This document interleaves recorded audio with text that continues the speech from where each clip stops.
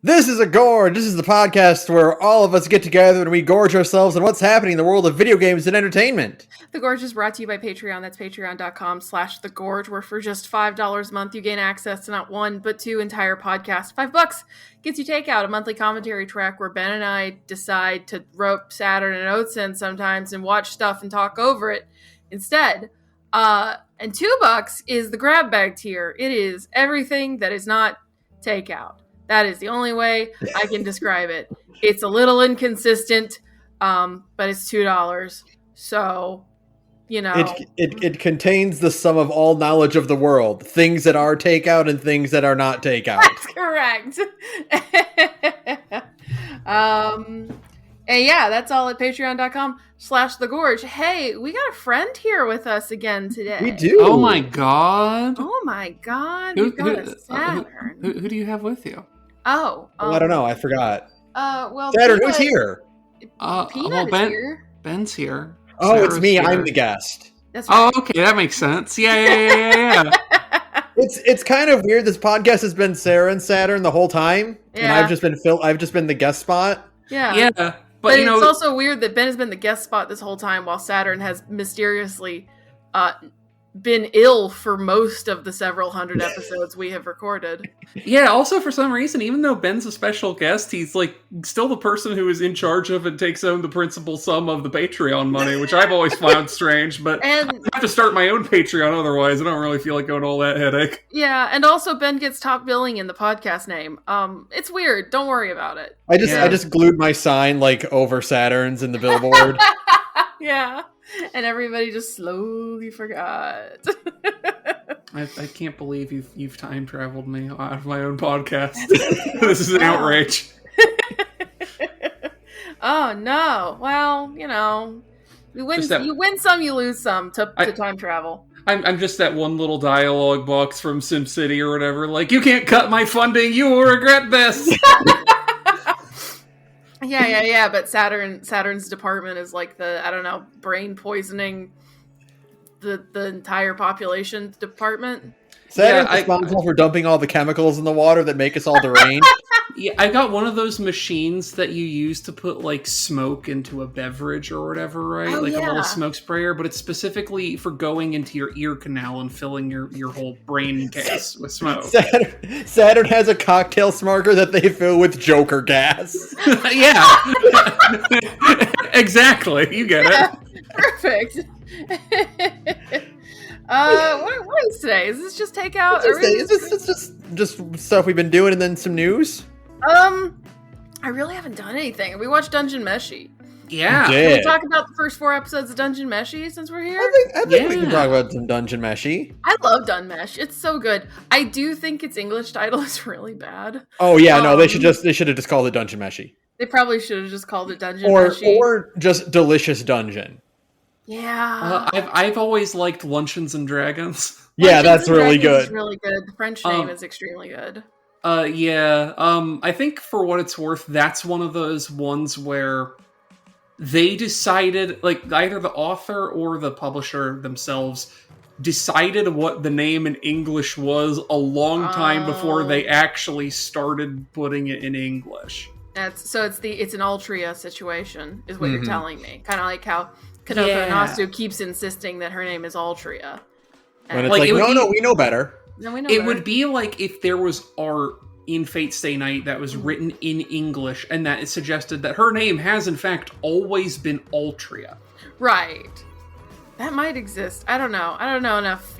Like if it flipped the Saber card over and Altria was written there in English before anyone ever localized it, you just had to fucking deal with that. You had to live with that pain. Yeah. Apparently that's what Nasu says, that it's always been Altria. No, he's wrong, but... It would have been like if we had gotten to the Alabasta arc in One Piece and then we finally saw Zoro's Wanted poster and it did say Zolo on it. Yeah. I will say, on the flip side, though, we didn't actually know what the canon English pronunciations for the characters' names were until the English version started coming out. So it's always weird seeing some of them, like Laios and Chiltruck, where, like, that's not how I learned that name. Did you not say Laios? No, it was Laius is how people always, like Laius is how people always wrote it, and then Chilchuk was Chilchak. Okay. The one that always fucks me up, and the one I probably will never pronounce correctly, the dub says Marcil. That's Marcil. That's not how you spell that. Marcil it's spelled like Marcil. Like, it should be Marcil. Also, Fallon, which they say, which I disagree with. That was always written as Farlin in the stuff before they started messing with it. And if you do listen to the Japanese version original, like of the anime, they do say like obviously like Fallen or Falline rather, and like Marcilla, right? Mm-hmm. Like it's more correct, but they didn't do that for the English, which is like that's whenever I first one watched weird decision of the dub that I'm just like whenever I first watched it, I forget if I said so in the Gorge, but I was like, yeah, I love this dub. It's a really good dub. If I had any critiques about it, it's literally just that I don't agree with certain pronunciation decisions. That's correct. It's entirely in the names. That's it. It's all in the names. Especially like Marcil especially makes me crazy because it's literally spelt Marcil, right? Yeah. Because also, here's the thing, if you're going to pronounce it like any European language, it should be, and this isn't spoilers, this is just like set dressing kind of thing, it should be pronounced in an Italian way. Oh, really? Yeah. That's fun. Because she's a little Italian. She's Italian. That's cute. That's cute. But, well, good for her. I wouldn't, it's funny to have an Italian elf. Yeah, it's extremely funny, honestly. Because usually elves are, because of all the Final Fantasy, the 14, and just in general, elves are either French or English in my head, right? They're British. So Italian elf is extremely funny. I like that, though. That's good. It's one of those things where, like, realizing that she's Italian suddenly makes all of the brat tantrums in the beginning. Yeah, it makes it all make a lot more sense. Yeah. Like, oh, okay. Yeah. Suddenly you understand instantly. It's like, oh, okay, you this goes against your culture to eat food made out of monsters. I see. Okay. And here's the thing, I'm not even talking specifically about like people from Italy. I mean like every Italian girl I've ever known. Oh yeah, absolutely. You don't mean Just people like, from this Italy, makes you sense. mean Italians. Yeah. I don't mean people from Italy, I mean Italians. I'm like, yes, no, this makes sense, actually. I understand completely. Good for her. I love her to bits. It's such a toss-up between her and Laios of best characters so far. I think it's great that we have a party where each member thinks, thank God I'm the sane one. That's correct. Well, Laios doesn't. Yeah, no, I guess Laios is extremely aware of the fact that he's categorically insane. The other three are like, oh, thank God I'm the sane one, and are all wrong. Laios is the one who's like, man, I'm just a tall man. I'm so boring and normal. This sucks. I wish I was cooler and weirder. I saw a post recently. It's like, it's very funny that the defining part of Laios' character is his anxiety and like depression and dysphoria about being extremely boring because he's just like a normal tall man, when no one who has literally ever met him would describe him as normal or boring. No, he gets like the crazy insane boy eyes when he talks about eating monsters. It's like, Laios, is this like a fetish thing for you? You can tell us, buddy. No, he's just very hungry. I love him. It's the thing. And yeah, no, the show's great. I really like I like it when the show gets more off like the Ryoko Kui art style and just kind of does its own thing. When you can really see the trigger pouring out of it. Yeah. Like, that's the best part. We got to like episode 3 and all the characters had like a notable shift, design shift. I think it even happens earlier than that. I think it starts happening in the second episode, and I genuinely think because of like the show had a really long production thing, right? Like they announced it before COVID, and then COVID happened. Right. And I genuinely think that episode 1 was like the proof of concept for like the publisher or whatever, and then literally one of the notes they got is like, this looks great. But do feel free to depart from Ryoko Kui's line work more, because like we're not necessarily hiring Trigger to just trace Ryoko Kui panels. We're hiring to do Trigger things. Right, yeah, exactly. And so episode 3 rolls around and everyone looks like the Monkan Shoko family. Yeah. Yeah. It goes like really over the top and it's really, really good. Yeah, no, the art style is really fun. It is really fun though. I started reading the manga and I decided I would pick the manga up after the anime finished because I was like, I actually want the anime to like week by week surprise me, right? Yeah. Because so far I've really enjoyed the anime, so I just kind of made that decision. But what I did read of the manga, it's cute that there are a lot of just one-to-one panel translations in the anime. It's like, oh, that's cute. They really like the OG source material, right? Yeah, the Marcel stone-faced reaction to Laios asking her if getting tentacle bondaged felt nice is like one-to-one just how the joke is. Like, including the bit where instead of redrawing the thing to be more detailed, they just zoom in on the cell, like, flash cut with no sound. Yeah. It's great. And it's just like it's still like the same bad line quality you get when you zoom in on like on a screenshot. It's perfect. It's an extremely good gag. You can see the JPEG artifacting. Yeah. I will say, when the anime does finish and you go and... Because, like, if we do ever get a second season, it'll probably be a while out because of how that show works. I know Otzi, while she's been moving, that's why she's not here today, by the way. She's been busy with personal stuff. But she went and binged the entire comic. I would not really recommend binging it. Not because there's, like, it's particularly heady, but because, like, I genuinely do think, like, there's little enough going on that taking your time with it is probably a preferable way to read.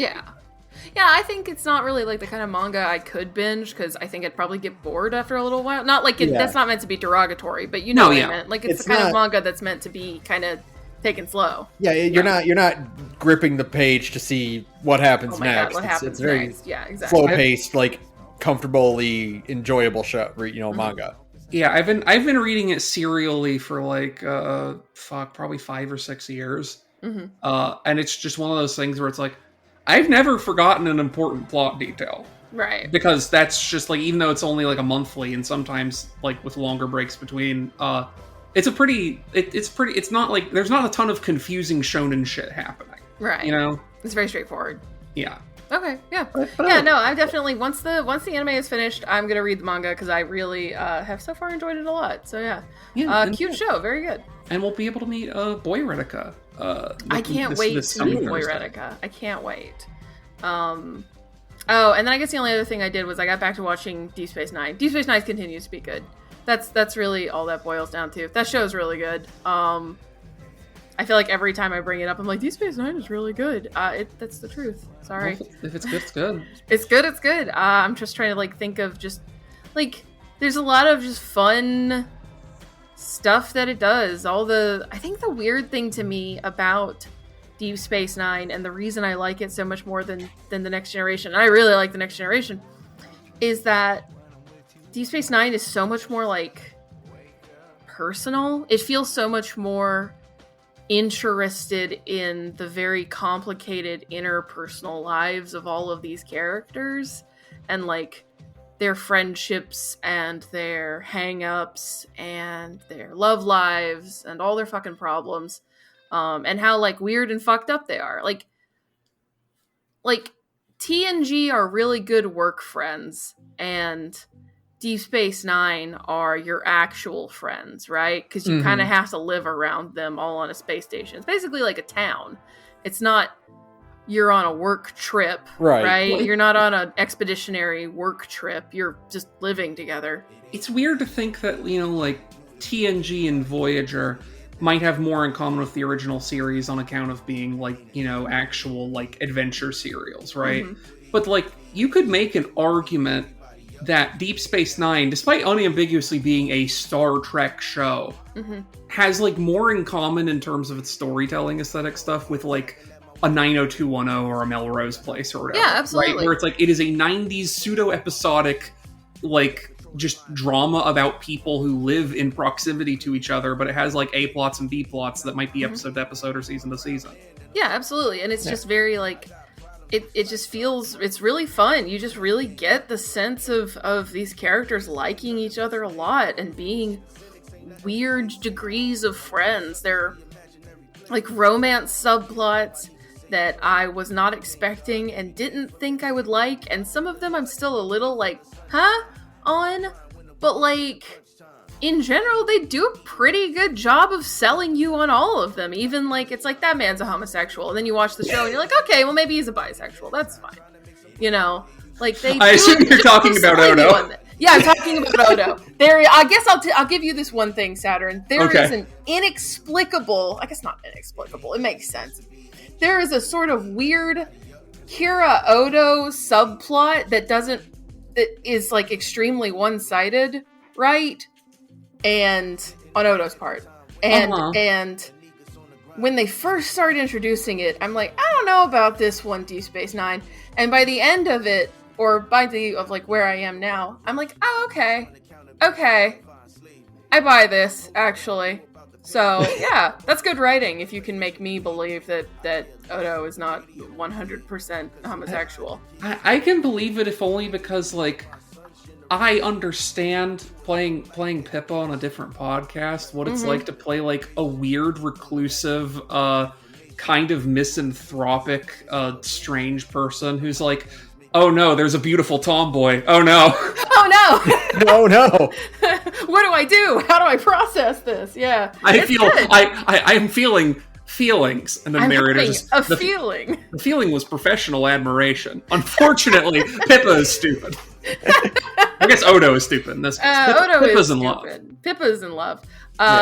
And it's great. Yeah, no, I can't wait to talk about it more. Just the more I watch it, the more I'm just like, yeah, this show's so good. Someday and it I'll catch up and we can do a spoiler cast. Oh god, yes, we're gonna have to. And it sucks too because like I think I've definitely brought this up on the podcast before. There is no supplemental material for Deep Space Nine the way there is for the Next Generation, right? Like TNG got movies, nothing. Once Deep Space Nine is over, it's over. You don't deserve movies. It's so sad. It's so sad. So yeah, I like that show a lot. I gotta wonder what the deal with that is, because it's like, was Deep Space Nine that I mean, it couldn't have been that unpopular. It got like 7 fucking seasons or whatever. It ran for fucking ever. Sometimes things are just popular enough that they can coast for 7 seasons, but then they don't get anything else. I guess that's true, because TNG is still kind of like a cultural powerhouse. And I don't know nearly as many people who have watched Deep Space Nine as I know that have watched The Next Generation, right? And to be fair, I feel like TNG was getting movies well into the running of, and potentially after the running of, both Deep Space Nine and Voyager. Mm-hmm. So it might just been that it was gobbling up like all that momentum. Yeah, I guess when you have Patrick Stewart, you're going to use Patrick Stewart. But still, if Patrick Stewart wants to drive an ATV in this movie, then by God, by God, we're gonna let him. And that's about it. That's all I got. I haven't really done anything otherwise noteworthy. So just been kind of a quiet week. Who next? Ben. Okay, I'll go. I also have not done staggeringly amount of stuff. Sure. Yakuza came out. I've been playing Like a Dragon, Infinite Wealth since it came out. We watched the first couple hours of that on a stream. Notably, that stream ran for like 3.5 hours, and we did not either get to Hawaii or meet the central deuteragonist of the story. You know what happened probably like 2 hours after we stopped streaming? Did you get to Hawaii and meet Kiryu? Yes. I still can't believe it took like 5.5 hours to get there. That's incredible. 5 hours to get to Hawaii and Kiryu. That's insane. I've been Persona 4 eat your heart out. That's right. I've been playing, say like 15 hours? 16? Okay. I have not unlocked alternate jobs yet. Good lord. There's so much video game in this video game. What the fuck? The more I play Infinite Wealth, the more I think FF16 had no excuse. Oh yeah. Yeah. Like, it should have had more. It should have been more than just like a straightforward action game. Oh yeah, there should have been, because like the core thing of 16 and Infinite Wealth are basically the same. Right.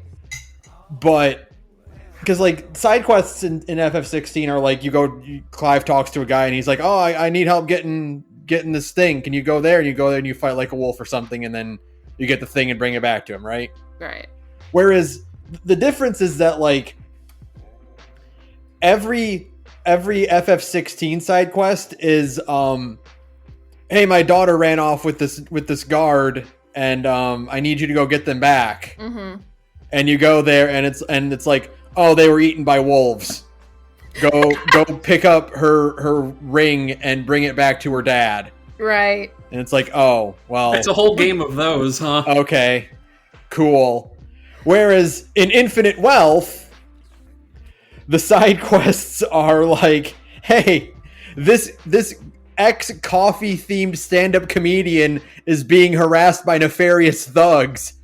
Go beat them up, and then Ichiban will learn a valuable lesson about coffee and friendship. Which is just great. Like, you love perfect. that. I would love to see, like, a comparative thing between the productions of those two games, though, too. Because, like, I don't know what budget either of them had, right? But, like, we know FF16 has been basically has been mainlining development since Heavensward was done. Because it's supposed to be the Heavensward team kind of branched off and started working on that, right? And, like, did some stuff with Platinum and yada, yada, yada. But they couldn't have started making Infinite Wealth until after they finished the first one. Yeah, absolutely. So it's presumably a game that was made with significantly less time. I don't know what the difference in budgets are, but, like, how do you have one that's like a complete failure to be an actual RPG and one that is the most RPG that has ever been made except for, like, Baldur's Gate 3? Like, and even more baffling is that we know Square Enix can do this because the Final Fantasy VII remake is just sitting right there. Yeah. Like, I think FF7's Yakuza, like, side questy elements are bad to middling, but there's an effort there of them trying to do something new with that gameplay loop. And it isn't just like, oh, everything ends in tragedy every time. Sometimes it's just kind of like, okay, well, this side quest could have been better. Yeah. Obviously, this FF7, like, the remake part 2 is already shaping up to be, like, better in every way than what 7 remake was. So they've clearly learned from their mistakes. And it's just really weird to me that 16 saw Yakuza's, like, insane popularity, and I guess at that point the fucking train was out of control. There was no walking it back after 7 remake. But, like, boy, I don't know. There were so many examples out in the wild. By the fucking Witcher 3 was out by then, and they obviously were trying to be the Witcher 3 to some extent, because Geralt and Clive's outfit are basically the same, except that Clive's showing more titty, but that's it. Everything I've seen of that game suggests to me that its two principal inspirations are the Game of Thrones TV show and The Witcher 3. That's correct. But with none of the fun, like, The Witcher 3 is a pretty grim experience because it's a fucking fantasy novel written by a Polish guy. But it's also goofy. But it's also really goofy and fun too. I don't know if it's exactly 1-to-1 in the game, but the show has a great bit where, like, Geralt, like, saves a king, right? And, like, the way he gets Ciri as a child, right, is like he does this great noble deed for a king. And it's at a wedding or something, and Geralt's just like, is like, I can give you a favor, and he's like, don't worry about it, just give me the next gift you receive. And then the king's wife vomits and reveals that she's pregnant, and Geralt just goes, fuck. Yeah, that's funny. I believe the show is an adaptation of the books because the games are all like. The games are all kind of sequels to the book series in a weird way. Yes. Because, like, I guess the spoilers for a fucking novel that only came out in Polish and also, like, 20 years ago or whatever. But the whole way the Witcher series eventually resolves is that, like, Geralt is being chased by the Wild Hunt and he dies. Right. And it's, like, tragic. And, like, the whole thing of The Witcher 1, the video game, is he wakes up somewhere with amnesia after just, like, miraculously being revived, basically, with, like, basically no recollection of, like, only the faintest recollection of who he is, and basically no recollection of the life he led before this or anyone here.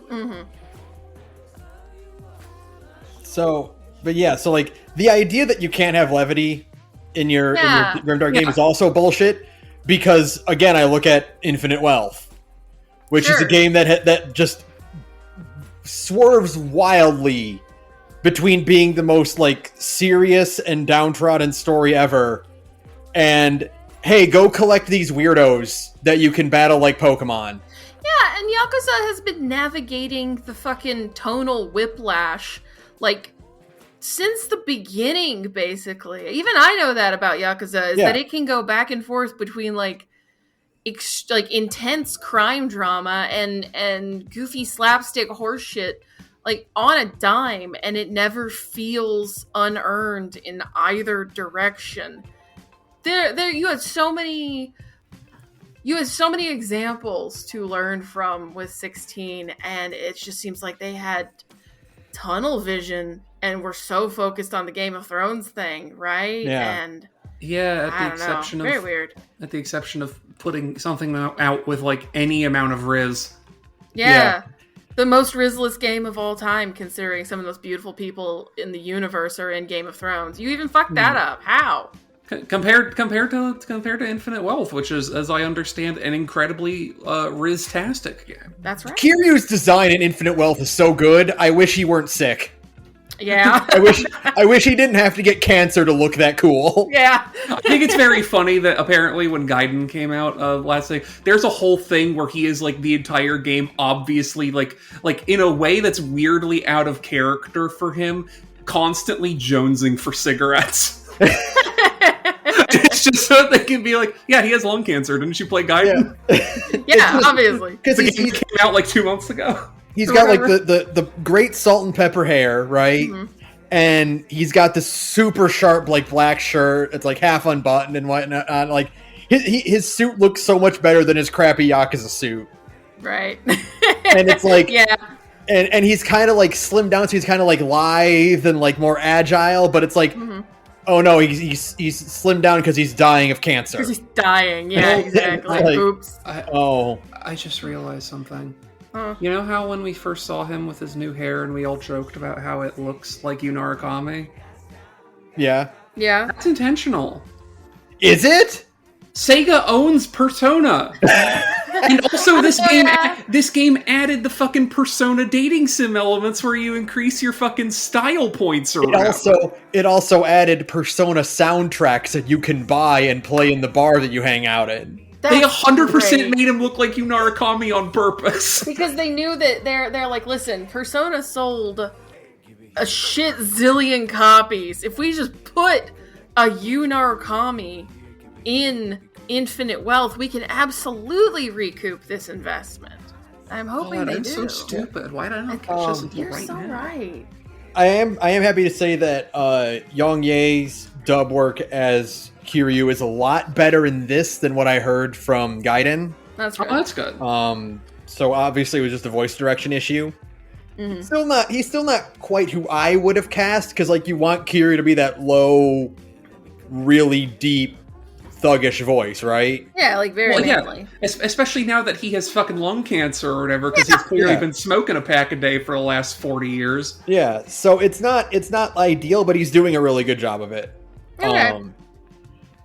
I think the funniest thing is that, so in Hawaii, obviously you get new party members. It's you and Kiryu. The two party members you get in so far are the two people that have betrayed Ichiban the hardest since he got to Hawaii. Great. Your first new party member meets Ichiban by mugging him. Oh, perfect. No, that's works. He pulls a gun on him and demands all of his money. Sure. And then later on, Ichiban meets him and he's like, hey man, I know you're going through a hard time. Why don't you come with me instead? Yeah, I'm going through a hard time because I don't have any money because of you, asshole. No, Ichiban said that to him. He's like, hey man, listen, I know you're in a bad spot because this guy is making you mug people.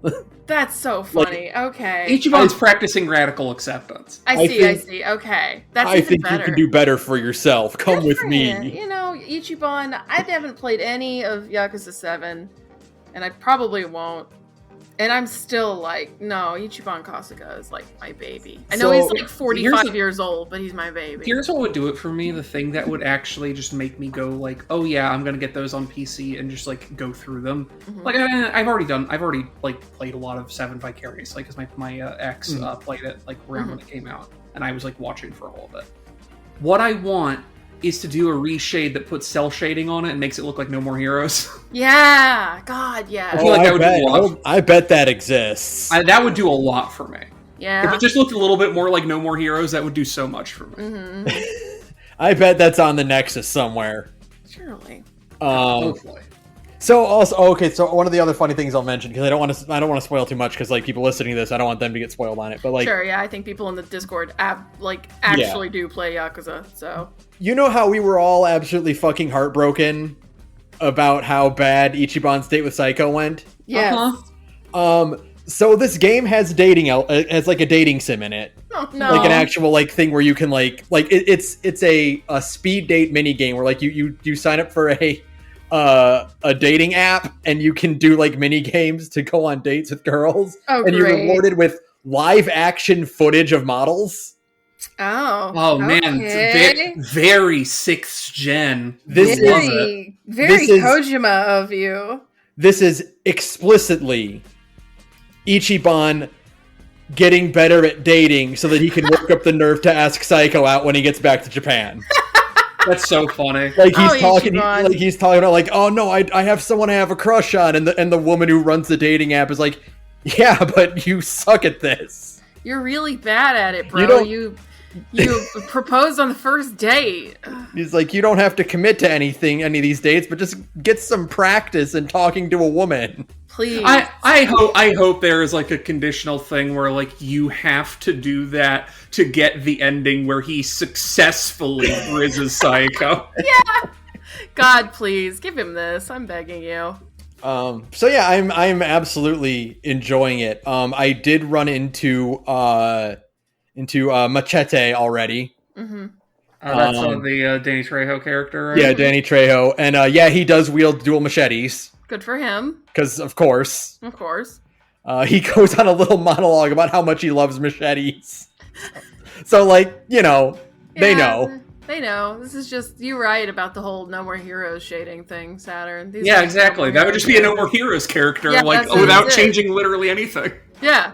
But yeah, no, it's absolutely fantastic. And I'm very excited to continue playing it. There's just so much. There's already so much going on that both myself and Ichiban forgot about the fact that a VTuber cost him and his friends their jobs. Oh, good. Because you're talking to your party members about like why you're in Hawaii, and he's like, yeah, it was right after I lost my job, and oh yeah, I just realized I don't have a job right now. I got canceled by a VTuber. And I went, oh yeah, that happened. So yeah, that's a very good video game. Very, very strong start to the year with that game. Very strong style. Yes. Saturn, what have you been up to? Oh gosh, in the last week or whatever since we convened, it's been a week, right? Like 2 weeks. 2 weeks. 2 weeks. That's right. Because I'm like, there's no way I only got to the end of Baldur's Gate 3 last week. That would drive me insane. I haven't really been doing that much either. I played a little Cult of the Lamb. I probably played all of it. I'm going to. It's not for me really. It's just not particularly it's got a lot going on, but it doesn't feel like it's doing anything super interesting with any of the components. It's not it's a very low complexity game. Sure, it's not very compelling.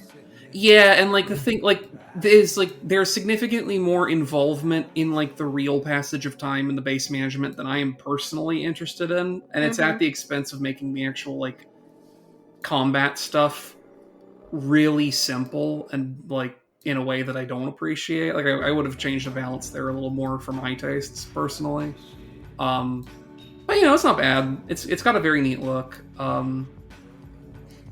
Aside from that, installed Lunacid, been meaning to play that. That's a weird, recently released independent take on the Kingsfield games. It's kind of a Kingsfield knockoff. It looks really cool. I haven't tried it yet, but it's on my immediate to do. And aside from that, I've just been playing Warframe. Nice. I've been generating lots of Shadow of Mordor rivals. With really funny names. I got one earlier called Hawk Ben, Which I thought Yeah. was Well, funny. there it is. That's Ben coming to kill you in Warframe. He has a big poison sniper rifle, and he's deathly afraid of children. That sounds like Ben. Yeah. Oh yeah, totally. Those are both things that I'm known for. Yeah. Fear of children and sniper rifles. Yeah, totally. That's really been the sum of it. I'm getting very Sure. close to. So they have a thing in this called mastery rank, right? Which is like you earn. It's like account experience, but this thing that earns you account experience is specifically maxing out levels on weapons and warframes and other sorts of things that you can increase your levels on. So it's not like a daily battle pass thing. It is a measure of the equipment in the game that you have used to its full potential, right? Right. And I'm getting very close to what is like the actual true max rank before they start going, we have a bunch of like weird bonus ranks after this because we have too much gear. Right. Okay. But I'm like, so I'm getting close to that. I've been playing this game for over 10 years, which feels strange. I don't think there's been anything else I've been playing for that length of time. It's so weird that Warframe is that old. Yeah, it's It's really ton. weird that Warframe is that old, and just I- everybody I know, except for myself and Ben, have at one point been like, "Yeah, I tried Warframe." I What? think in March it's turning 11, I believe. Wow, that's fucked up. Yeah. Almost, it's a little bit older than A Realm Reborn. Yeah, that's true. So it's the same age as just regular Final Fantasy 14. No, that's Well, not. That's no. yeah, I think no, it's like regular regular Final Fantasy FF14 is 14 12 is, years old Yeah. Yeah. because it took 2 years for them to To fix it. like it kind of came out and then like, oh god, it's fucked, and then they spent 2 years like unfucking the video game. Yeah, okay. I remember. I don't know. Like I always remember that like when Warframe came out and in its first couple of years, all I ever heard is that game's really grindy. It is. Okay, cool. I Good to mean, know. like, it is at least more fun now, and they've changed, like, they've made it less grindy in the annoying ways it used to be extremely grindy. Yeah, that's what I always heard. But it's one of those things, like, effectively the thing I'm doing where I'm trying to get to max rank is, like, once you've gotten to, like, the very end of, like, because there also, I will say, there used to not actually be, like, a main plot in the game. There's there's now, like, a more or less, there's now, like, a finished, like, A Realm Reborn to Endwalker storyline Right. there that you can play and go, like, yeah, I played the game for, like, 50 to 100 hours or whatever and did all the story, and I can leave there if you want. Mm-hmm. But, like, mostly the end game is literally just, like, either you're an insane person and you're trying to just see how far you can get in like, steel path survival for shits and giggles, or you're just, like, going, like, today I'm going to work on getting this weapon because I haven't earned it yet, and I'm going to grind that out so I can get my rank up higher for what is past a certain early point. Basically completely meaningless. Mm-hmm. But it's fun. So, like, it's alright for me having, like, such a gestural kind of end game goal because it's just fun to do, like, Sure. ADHD little bullet jumps and things of that nature. Right. Totally get it. That's really I guess that's everything. it. Yeah. Cool. Hey, we're done. Ben. All right. Pre-release version of Persona 5 reportedly leaks from private auction, seemingly showing different music and character models. This is an ongoing story. Yeah, like they are slowly teasing out more stuff from the pre-release version of Persona 5. Yeah. I saw they had that character artwork of the scrapped female protagonist design. Yeah, who looks fucking amazing. Hashino will burn in hell for his sins. That's the reason why I'm not getting Metaphor ReFantazio on launch to protest Toshino's involvement. I hate that fucker. I do hate his ass so much. That game looks so like aesthetically my shit, but I do genuinely hate They need Hashino. to send him to The Hague. They have to send him to The Hague. And, like, that's fucked up because P4 is one of my favorite games of all time. But it's kind of my favorite game of all time despite Hashino's involvement, not because of it. Mm-hmm. Yeah, the thing is, I remember that they had the chance to relitigate that game and they made Persona 4 the Golden, which adds even more explicitly transphobic politics in That's it. correct. And I was like, yeah, that's Hashino for you. He thought this would make the game better. Yeah, no, that makes sense. Yeah, no. That game is, like... Fucking ReFantazio, I'm just like, okay, I'll wait. But like, no, every time I see like new stuff coming out of this leak of just cool shit, they had like a 12-year-old Nanako in it, and they've got like the like ideas for some of the other investigation team, and they had a female protagonist and like all this cool shit, and it's just like, oh, Hoshino, you will burn in hell forever. They also, as we knew beforehand from when we did the P5 Gorge, but still makes me sad that never happened. They had the version where instead of having Makoto, we had the Shogi girl. Yeah, fuck. And don't get me wrong, Makoto's character design is good. Yeah. But I would replace her with the Shogi girl in a heartbeat. The Shogi girl rules. The Shogi girl is like extremely cool and very interesting. And like, yeah, no, it's just like, man, there is so much that this game wanted to be. And I don't understand. I know that like the apparently the story goes that they had an idea for P5. And then the Tohoku earthquake and tsunami happened, and they decided to totally retool their idea to be more Japan focused, right? Yeah, because originally going to be like a world tour thing, right? Yeah, like, and then they totally scrapped all of that in favor of the Tokyo focus because of Japanese, like kind of like patriotism shit after the 50,000 people died, right? The Mona bus is the relic of that, right? And I don't know, I see like all these like concepts and stuff, and the weird thing is like, the 2011 rework accounts for some of that game's weirdness. That game is weird. That game will always be weird in my head because it's so like confused about what it wants to be. Yeah. And even like months leading up to release, there are screenshots of stuff out in the wild that are just not in the main game, right? Like there are whole like planning session stuff in settings that never happen in the actual video game, right? Yeah. And it's so weird. It's a BioShock Infinite. It's a more successful BioShock Infinite, right? But BioShock Infinite had the same thing where like whole chunks of that game just vanished in favor of getting it out the fucking door, right? Yeah, it feels like it's a weird thing to look at Persona 5 in the rear view and like see the obvious signs of that game having got the old clip. Right, where it's like someone came in and goes, no, okay, we need to do what works and what is done so that the game comes out on time. And it ends up being a thing where like they had all these grand ambitions and just ended up making another Persona 4.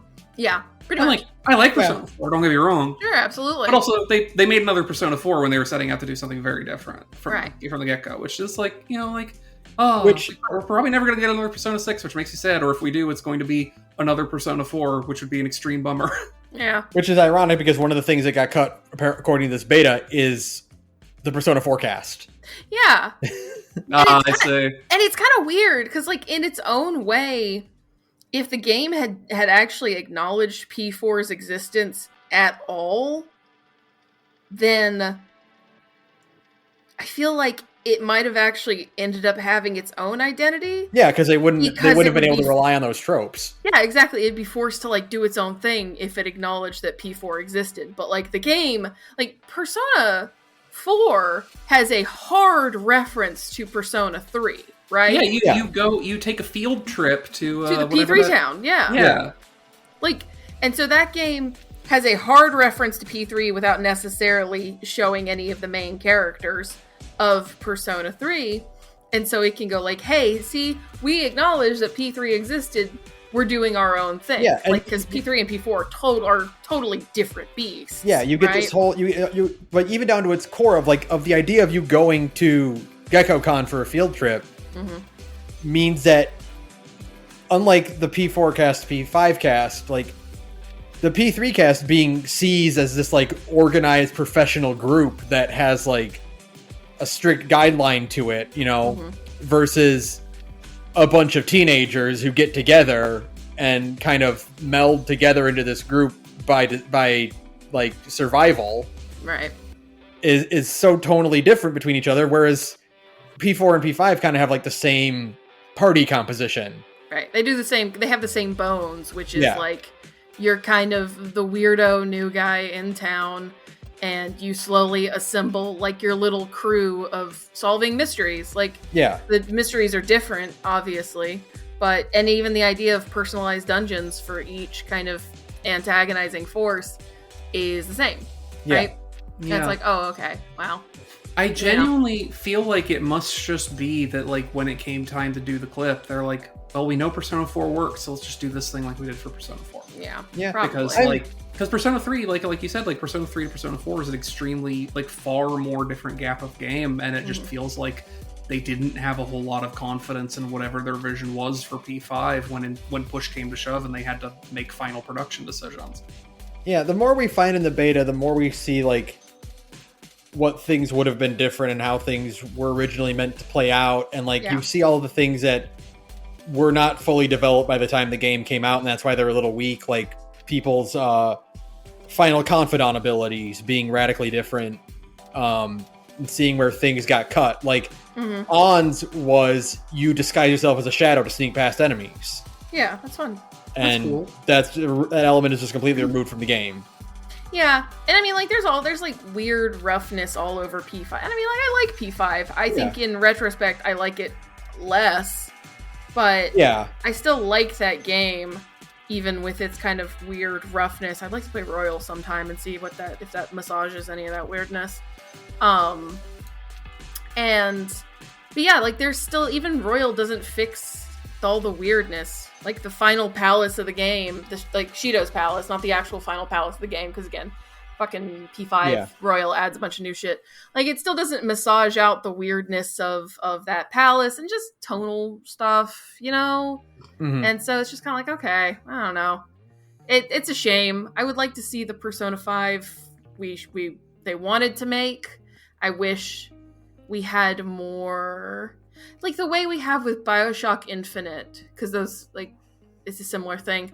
You have so much, like, fake gameplay demos of BioShock Infinite just out there in the open for anybody to watch. Yeah. And you get a really good idea of kind of the game they wanted to make and the game they ended up making in comparison, right? Right. And I wish we just had more of that out in the wild for P5, because P5, basically until the moment P5 came out, everything about P5 was a total secret, right? Until like 6 months before release, nobody knew what that game was going to be, because they had it like so buttoned down in terms of production. There were no previews or no screenshots, nothing.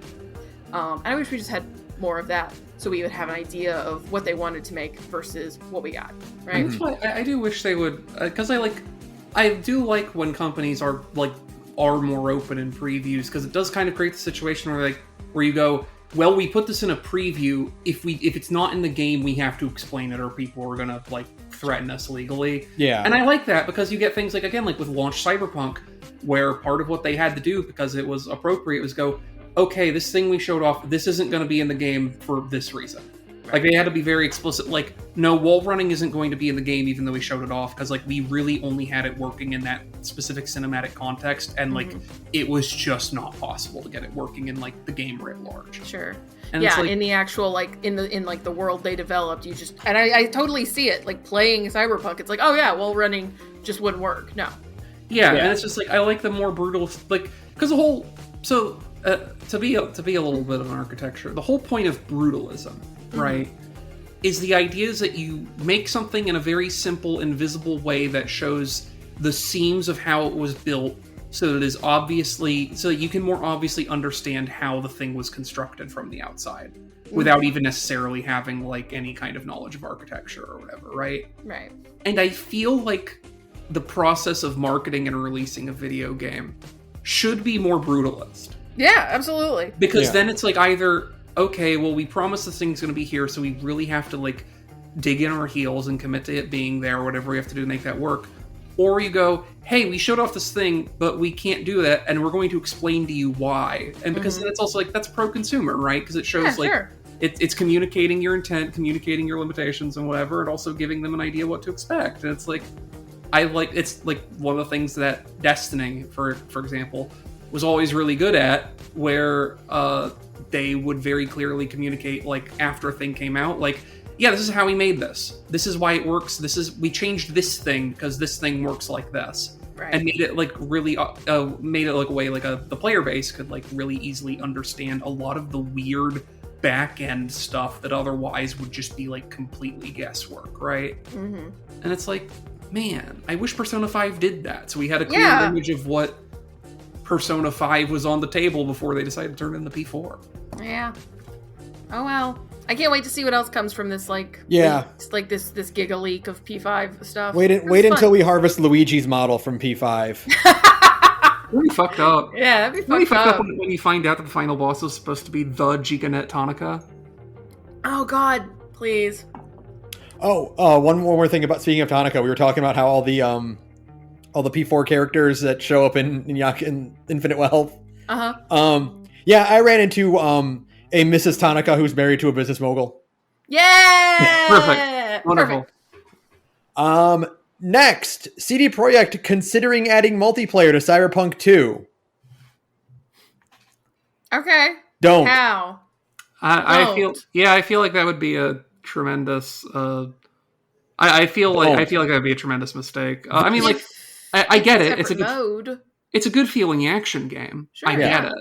But also, as we have established, the winning formula for Cyberpunk is going really pared down like you did with Phantom Liberty. Yeah. Correct. Look, the best they can do with a multiplayer Cyberpunk is Wolfenstein New Blood. Yeah. And I don't want that. Yeah. Don't take resources from the main game of Cyberpunk 2 to make a middling co-op shooter. Yeah. Yeah, that's a problem because we're very past, like, there was a while where the 4-player co-op shooter with, like, the Destiny 2, like, dungeons and whatever was a popular thing to do that had, like, drove, like, player engagement or whatever. Mm-hmm. But, like, you're not gonna achieve that for something that people are coming to as a single-player RPG. No, no, it won't, it's not what people are interested in for the Cyberpunk world. No. It's what we would get is either Attacked on Wolfenstein New Blood, or we'd get Fallout 76. And I don't want either of those. I don't want either of those with Cyberpunk. I like Cyberpunk for what it is, which is this really in-depth single-player experience. Sure, yeah, and like with more depth added to it it can only be better. Like, the absolute most that I would be willing to accept is literally just having a phantom summon system like Dark Souls where you can get one of your friends to join your game and they just have the exact build and levels and whatever that they have in their own game because fuck it.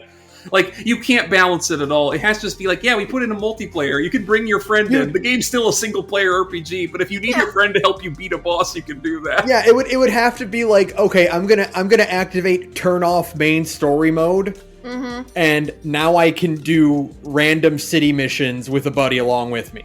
Yeah, right. Or, God forbid, imagine if it was turn on main story mode, but there's a multiplayer function where you're like, I had to hire a guy. Yeah, it's my friend, but I had to give him 10,000 of my own dollars to get him to come into my game and help me kill this guy. Like, I think that could be funny. I think that'd be really funny if you had to pay if you had to literally give your friend Eddie's to play, like, Cyberpunk with you. I actually think that's a funny idea. If it is the most bolted on, shitty, unpleasant thing that does literally nothing but also doesn't take away from the actual single player experience, fine. Great. But, like, don't do like a dedicated multiplayer thing. I'm not here for that. No, God, no. I'm here to just give me a third person. Listen, just give us a third person mode. Whatever money you're thinking of spending on a fucking multiplayer mode, I want you to take that money and put it into a third person camera. I think the funniest thing is that, like, we know the third person model exists because we can see it, like, whenever you get on a motorcycle. So it's like,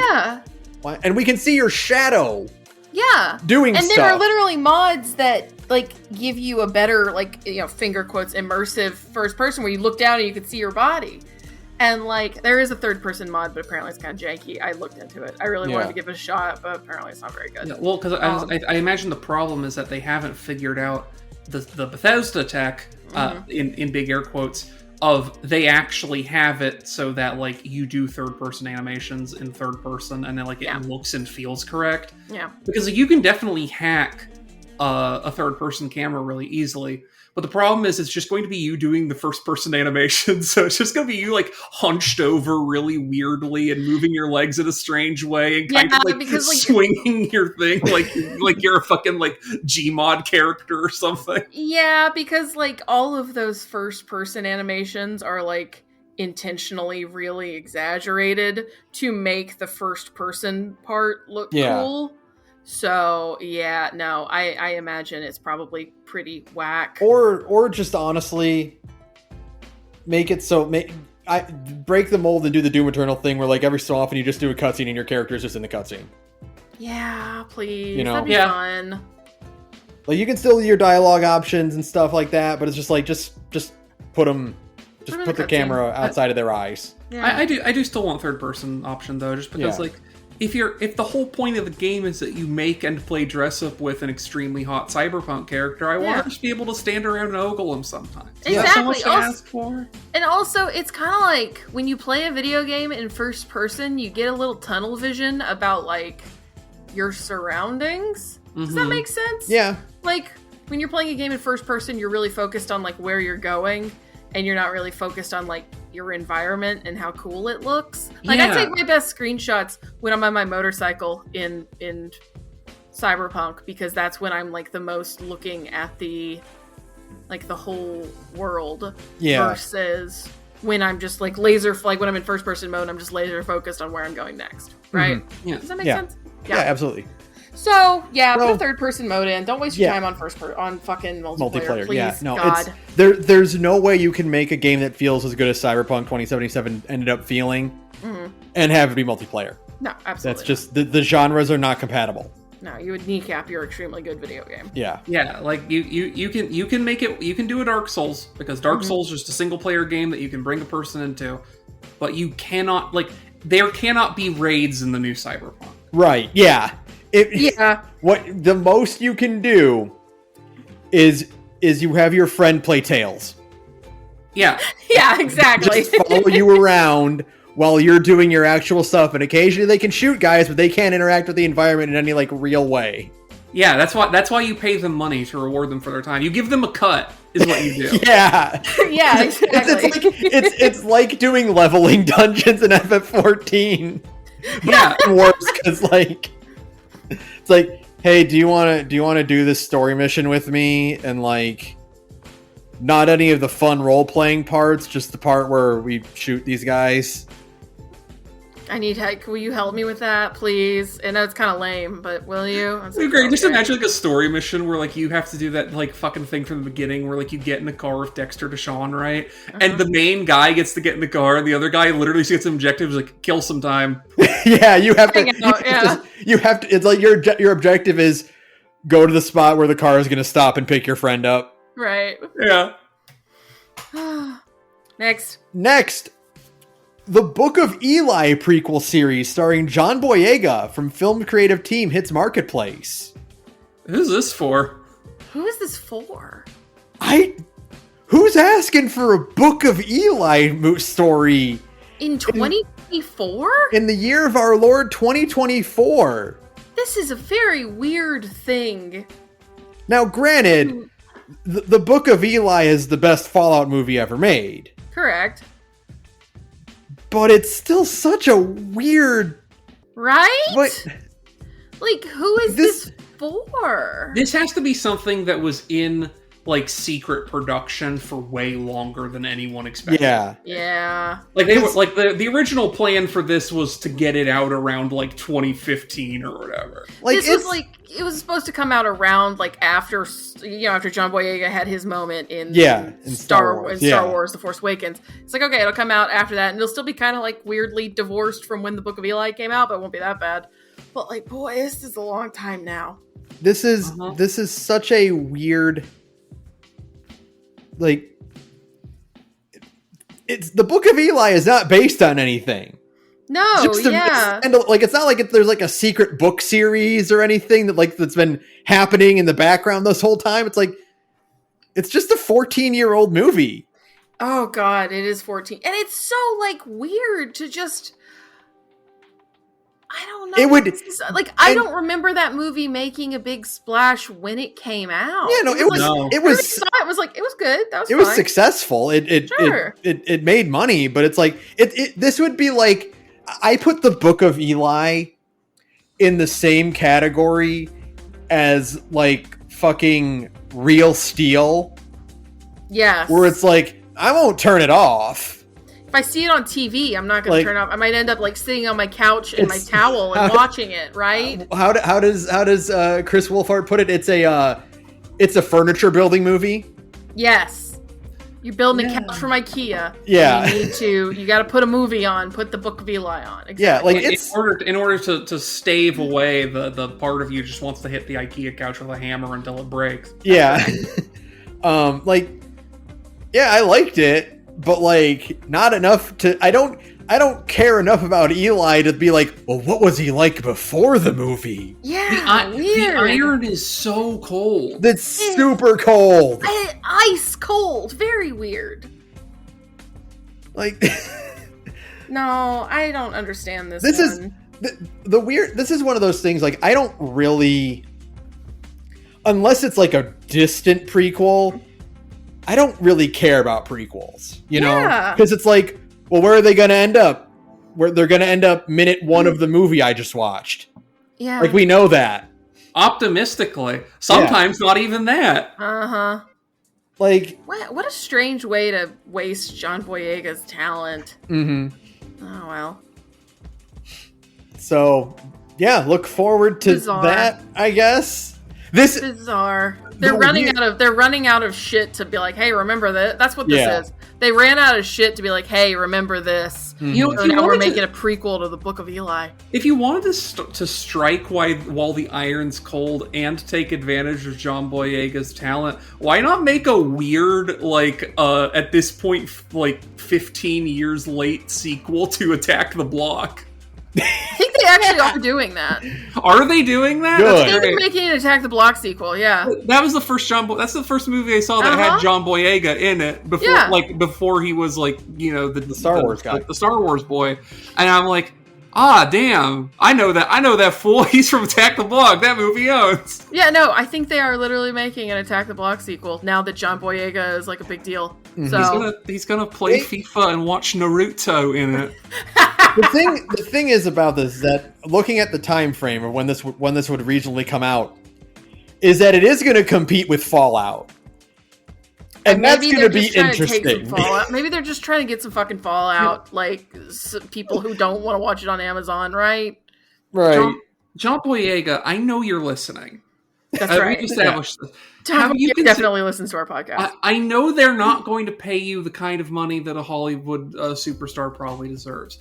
But I have a suggestion. Should you consider going the Emily Rudd route and doing dubs in Netflix animes to your real acting career? I agree. Can we get John Boyega in One Piece? God, I hope so. God, I would love to get John Boyega. Who could he play in One Piece? Oh God! I don't know enough One Piece characters to answer this. See, I'm going through the list.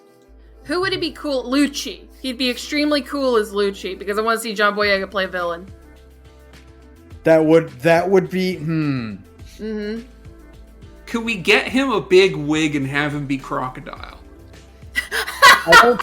No, because Crocodile needs to be like 8 feet tall. Yeah, and he's like an older guy. He's like in his third, like he's like in his like late 40s. Could John Boyega play Mr. 3?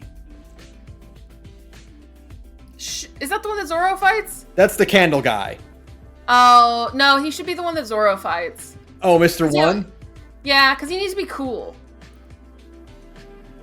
You know? Yeah. John Boyega needs to be a cool guy. So, like, I still think he should be Lucci. I think they should just go hog wild and have him be Lucci because it would be unexpected and because I think he would look really cool. I think they should do a Netflix live action adaptation of Naruto. And since he's now too old to actually play Naruto, you should have him play Kakashi. I agree. Yeah. Sounds great. Sounds good. Perfect. No notes. Next, Xbox Developer Direct, all the news and announcements. There's really only one thing that's worth talking about. What is it? That Indiana Jones game looks pretty cool. Oh, yeah. It's by the Wolfenstein devs. Oh, right. Yeah, because they gotta be making games about killing Nazis. Yep. That's true. I'm eager to see if it's actually, like, reviews while it comes out. Because I have the weird opinion of, like, I think Wolfenstein's okay, but I really don't like how those games feel, honestly. The Machine Games ones. Like, they're very heavy. Sure. Yeah, they're very kind of, like, trudgy. And it's cool. And and I was like, before we had Doom 2016, like, that's just how you do a boomer shooter, like, revival. Like, I get it. But it is also, like, I was never crazy about the way that felt, so, like, I'm interested to know if it'll be good. I'm, like, tentatively interested in it. Because an Indiana Jones game could be cool. They're doing a blend of third and first person, which seems kind of intriguing. And yeah, Indy is not an 8-foot-tall walking behemoth like BJ Blazkowicz is. So, that's like, correct. He's obviously going to play a little differently. Yeah, he's not a super-powered fuck machine like BJ Blazkowicz. That's right. That game looks fine. It's another one of those just, like, kind of striking while the iron is cold, but also, like, we desperately need to remind you of things. I guess we did just have that we did have the new Indy movie. That came, but it's also like it's Indiana Jones. It's timeless. The iron can be lukewarm at worst. That's true. Yeah, it'll only be fully cold like 10-15 years after Harrison Ford is dead. Yeah, like, that's it. That's true. Now, granted, this is Troy Baker playing Indy and not. Well, yeah, Harrison but I mean, Ford. Like, Harrison Ford is, like, for me, like, even if he's not playing Indy, it is the thing where he is the indicator species for the passing cultural relevance of Indy. Correct. Yeah, that game looks fine. It's all right. I'm interested. For me, I didn't actually watch the conference, but I was glad to hear that there was more of the new Obsidian RPG in there. I hope that's good as well. Yeah, there was a little bit of Avowed content in there. Not a trailer or anything like that, but just like, hey, it's Avowed. And I know they're going like a little Skyrim-y in terms of like it's first person and classless or whatever, and then also it's apparently going to be like a 30 or 40 hour RPG as opposed to like a Titanic 100 or 200 hour fucking behemoth or whatever. Sure. Right. And so I'm like nominally interested in that because I could be into a thing where it's like, yeah, this is a shorter RPG experience, but like, well, not shorter, but you know what I mean, for a fucking current Western CRPG, right? Right. Like, yeah, it's a little more tight. It's got kind of a weird classless thing. It's very narrative, but like, if that ends up being good, then like I'll be happy because it'll be the first new Obsidian RPG in several years that was actually good. Yeah, because I don't know anybody who's actually excited for the Outer Worlds 2. Yeah, no, I don't know a single person. I don't even think Obsidian is excited for it because we haven't heard shit from it. They don't talk about that. Like, Josh Sawyer does not talk about that game at all on Twitter. And I know to a certain extent he can't because of, like, NDA shit, but he can still be like, hey, we're hard at work on it. I also don't know that Josh Sawyer is involved. No, because I don't believe he was involved in the first one at all either. Because he was too busy with making Pentiment. That's true. Because like Pentiment is his baby. That's a good point. I own that game. I'm sure. I'd be willing to bet that he can't talk about. That he doesn't talk about it because A, he's not working on it, and B, he's probably working on something else that isn't that because he has zero interest in that fucking game, and I don't blame him. Next, remember that Final Fantasy XIV live action series? Well, it's dead. Oh, well. Okay. I remembered about it when I first heard about it this morning.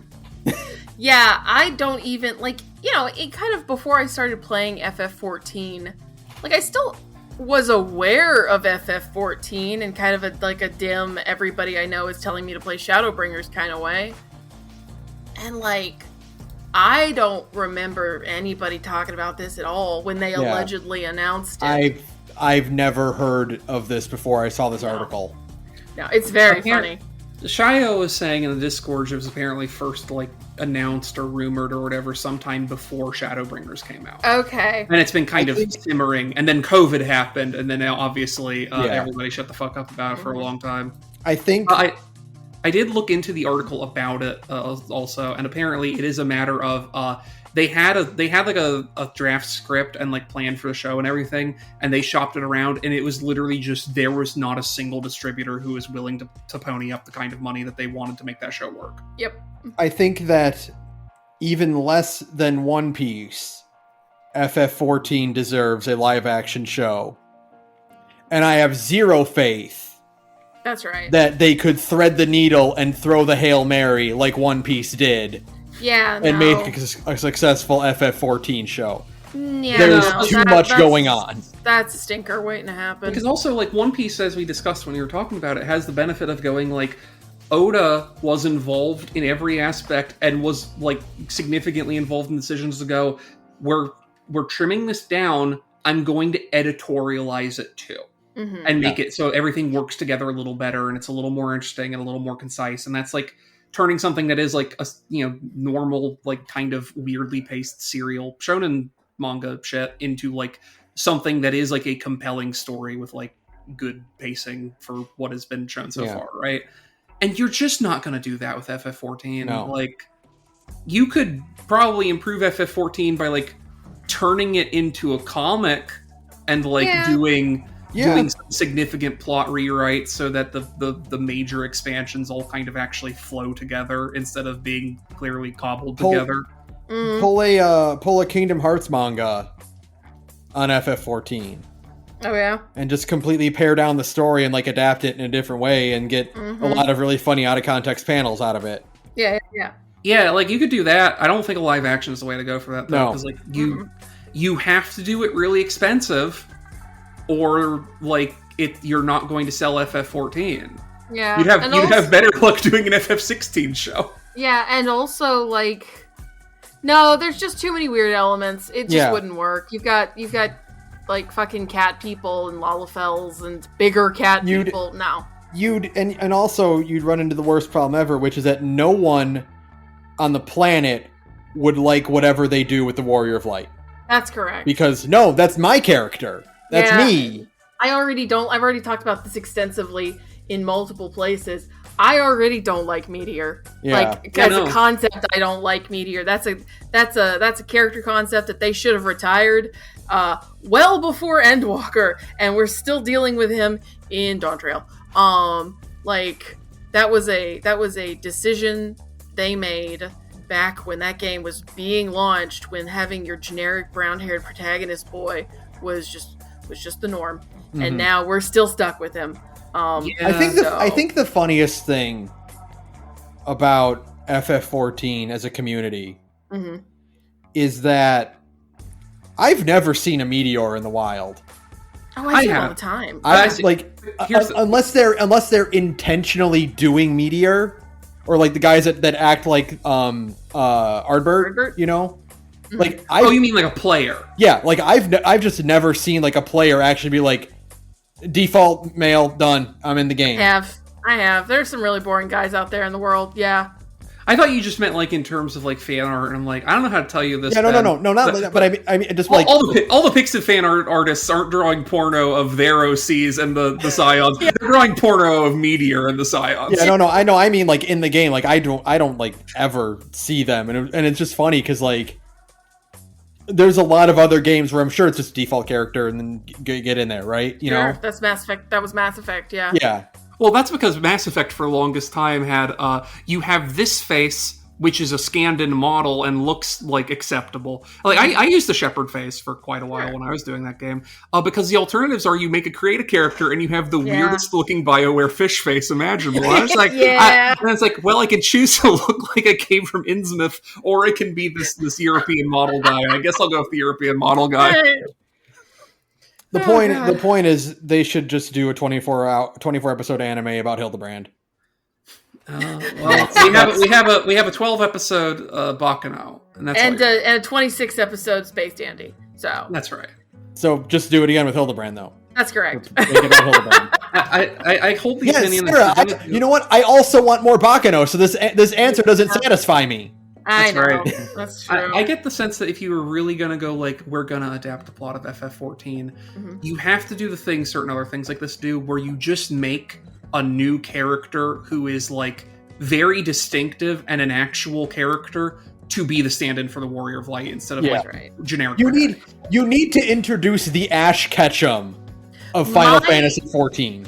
My suggestion is, if you're going to do a Final Fantasy XIV anime, you adapt 1.0 and make it interesting so then people actually know what the plot of 1.0 was. Yeah. That's the answer. Yeah, that's exactly. the answer. And it's like you have your Warrior of Light be like a fucking, like a Retica Phage or an Ulia Bo or someone who has like kind of their own story and character and motives and whatever, and you can be bounced off of in an extended cast, and like suddenly like you make some edits to make a Realm Reborn less like bad and vapid, and you're good. Yeah, absolutely. And then you literally end the fucking anime on Meteor Fall, right? Yeah. Like you end the anime like with an anime version of the Louis Soif face, right? Yeah. And then it's like, okay, here's your 26 episode anime. We turned 1.0 into like a palatable story that has all of the like 1.0 plot points, and now you can go play a Realm Reborn. Honest to God, Sarah, my understanding of 1.0's plot. I know there's not a lot. You could probably do that in a clean 13. Okay, okay, even better then. 13 episodes, and then again, maybe do a couple rewrites now that you have some good writers to be like, we're gonna make 1.0 sound interesting instead of bad. Like foreshadow some of the Ascian stuff, maybe. Yeah. Yeah, And then you do 2 OVAs about Hildebrand. That's correct. Perfect. Yeah. There you go. Excellent. Yoshi P, you can have those for free. In fact, Dawn Trail should just be about Hildebrand. No! You do the adaptation, but Hildebrand is the Warrior of Light. No, I can't bear to have Hildebrand given significant, like, real responsibility. He deserves better than that. No, he deserves better. It just becomes an entire Inspector Gadget thing where Nashu inadvertently saves the world and Hildebrand gets all the credit. You know he's in 1.0, right? Like, they're in 1.0. Yeah. Yeah. He has to be, because we meet him when he's dead from 1.0. The entire reason he's in a Realm Reborn at all is because he's not even in 1.0, he's in like 1.x. He's like a post-patch like side quest character who just did some shit. And he was like the most popular character in 1.x by far. By a fucking mile. Sounds We have to bring him back somehow. Because he's the only popular character we have. All right, next. Microsoft lays off 1,900 staff from its video game workforce.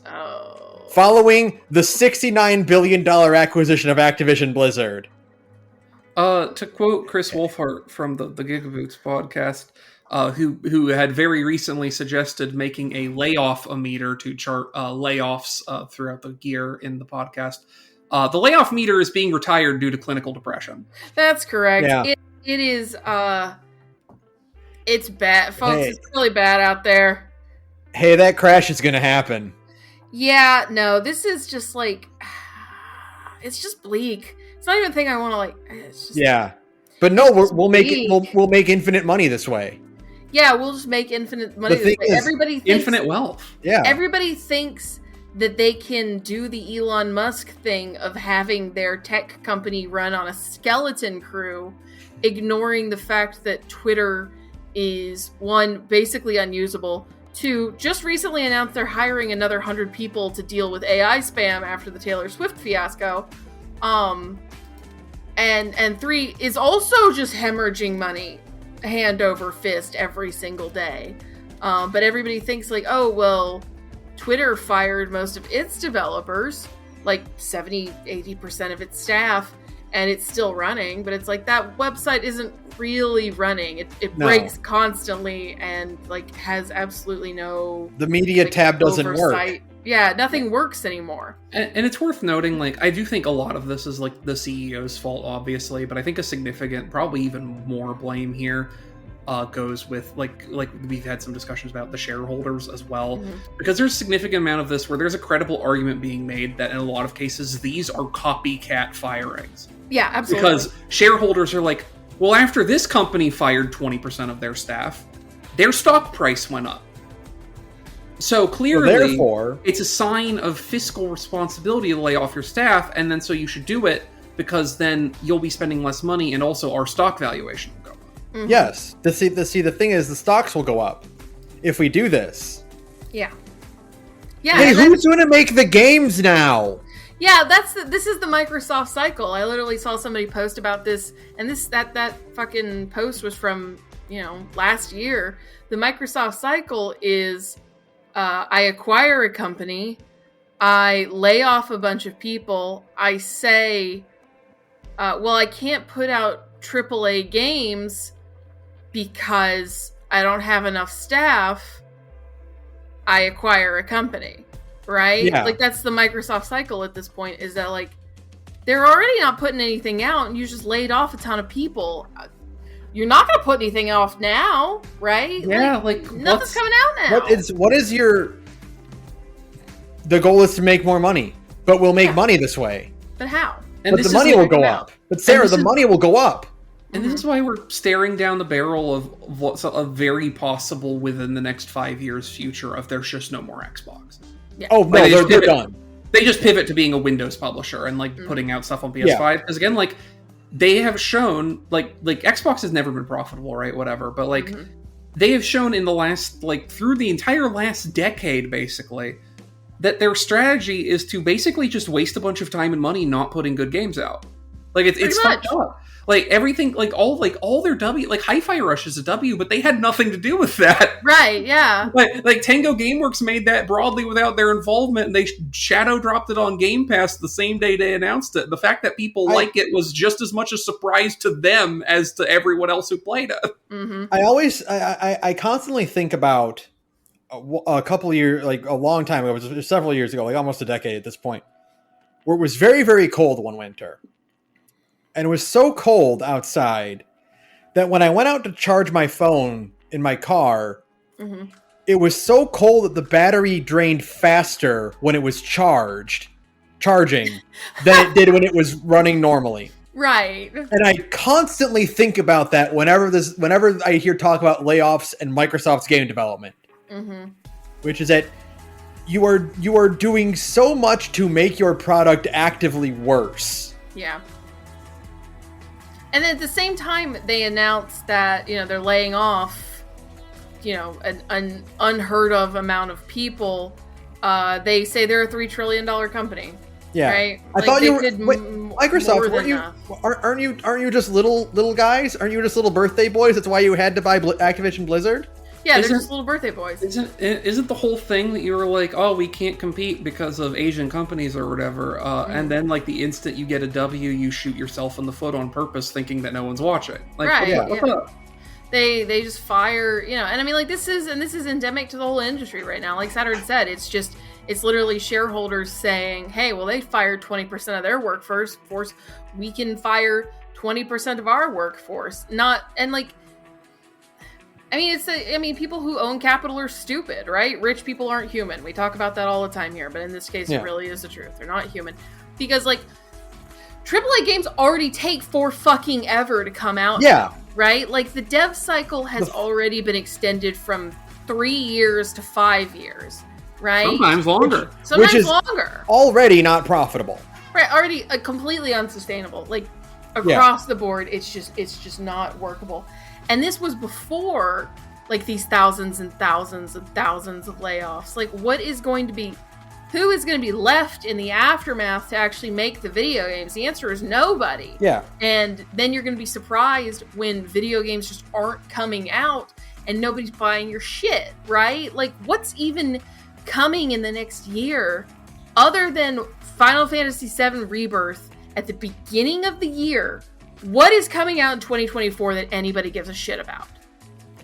Nothing from first party like that I can think of at all. Like every game that I'm excited about is like, oh, I'm interested in Unicorn Overlord. Yeah, because it's a video game. Yeah, that Vanillaware game that probably was developed in the span of like 3-4 years at most. Yeah, Once FF7 Rebirth comes out, like, I don't think there's anything that I'm like no first party like major titles that I care about. It's all stuff like Unicorn Overlord or fucking Hades 2. Or little titles. Yeah. The biggest title I'm interested in this year for the entirety of the year is Dragon's Dogma 2, which is a Capcom joint and not first party either. Right, it's also just like a weird sort of double A title made by the Devil May Cry guy, and it's like his fucked up passion project that nobody understands but him. I'm so happy. I'm so happy for him. I didn't finish Dragon's Dogma 1. Sure. Like I played very little of it. That game is insane in a compelling way. That game, Absolutely. like I'm fascinated by that game finally getting a real sequel. I hope that game's fucking good because I will buy it at full price. I'm just waiting to hear if it's good or not. Yeah, that's exactly it. Like, it's like a weird, like, yeah, it's being made by Capcom, so you can't call it like a budget title, but it's not getting like Resident Evil resources, almost certainly, right? God, no. Like, it's just basically this game got made because Itsuno was like, I will make Devil May Cry 5 for you, and I will make it the best Devil May Cry ever. But in exchange, you gotta let me make Dragon's Dogma 2. And Capcom was like, fine. People will buy it. Ugh. Fine. So, like, that's it. That's, like, the whole reason that Dragon's Dogma 2 even exists. Yeah. And, like, after that, and after the 7 Remake Part 2, there's nothing for the rest of the year. And, like, there isn't even anything into early 2025 that, it's like, everything that seemed vaguely interesting at the Game Awards was late 2025. Yeah. Well, the monkey's paw curling Luigi wins by doing nothing here. Mm-hmm. The only first party games I can think of that I have literally any interest in are coming out on the Switch. Yeah. That's right. they're putting out a remake for Thousand Year Door. That's fun to me. I'm excited for that. I'm kind of excited for the Princess Peach game. That's it. That's it. Yeah, but it's fucked up. Yeah, no. Sony and Microsoft have both been betrayed by just having 10 years of the most incompetent leadership imaginable. It's bizarre. It's really bad. Now that Jim Ryan's on the way, on the way out, the next whenever we get back to having real Sony games again, there's good odds that we're gonna see Sony in rare form they haven't been in there before, because the psychopath who thinks they need 14 live service games and 13 Horizon spin-offs is gone. You'll get someone who go, yeah, why haven't we put Bloodborne out on PC yet? Yeah. People will buy that for $60 if it runs at 60 frames a second. They'll pay $1 a frame. They will? Yeah. I will. I'm stupid. Yeah. It's all very fucked up. This is all it's extremely bleak, and and it's after a certain point you can't even go indie because nobody's got any fucking jobs to make the games, right? It's all very dire. It's the whole, we talk about it a lot. It's the enshittification of everything. Yeah. Right? And it's here. You're fucked too. It's coming for your video games. It's coming for everything in the entire world, basically. Inshallah, we will see the destruction of the video game industry in the next 2 years, so that maybe we can finally get some video games coming out in a timely manner afterwards. Yeah. So the video game industry can be reborn like a phoenix. That's correct. Well, you know what might help that rebirth? Is it Final Fantasy VII Rebirth? Not quite, but. Oh. Treat yourself with 8 inches of LCD on Switch 2, report says. Please. All I want is a portable PS4. That's all it's got to be. If we can get Switch games at 60 frames a second, it's fucking over. It's fucking over. Sony. If you can get Tears of the Kingdom to run at a stable 60, no one is ever going to buy a PlayStation or Xbox ever again. That's it. It's over. We don't need anything else.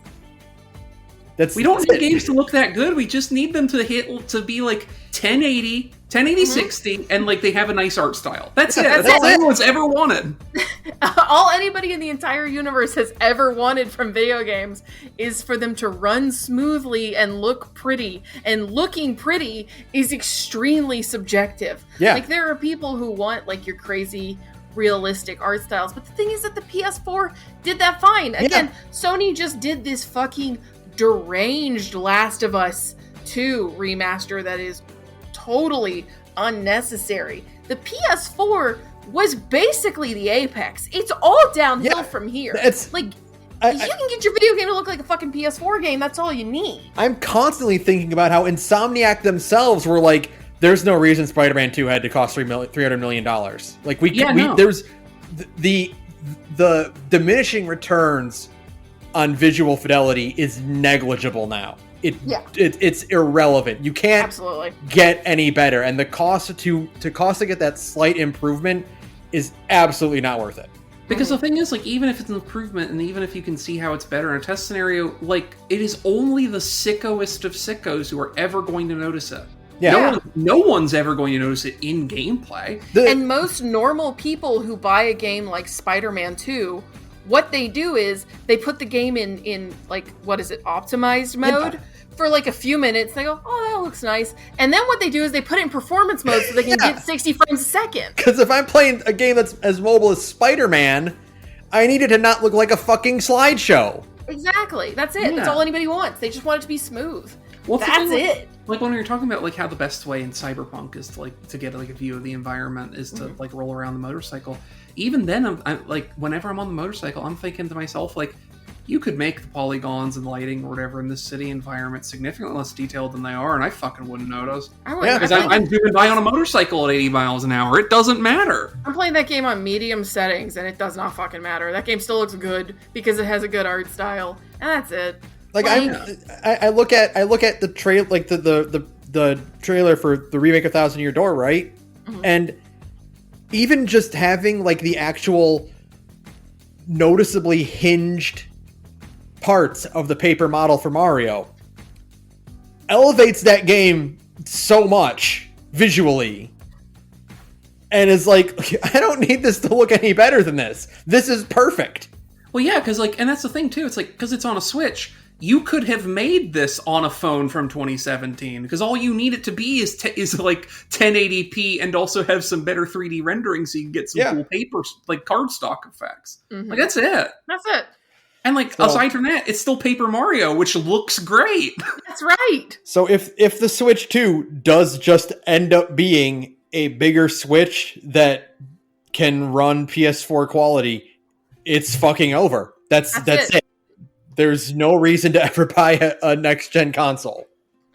But you just need a PC for certain things that are just never going to come out on a Switch, like on a Nintendo system.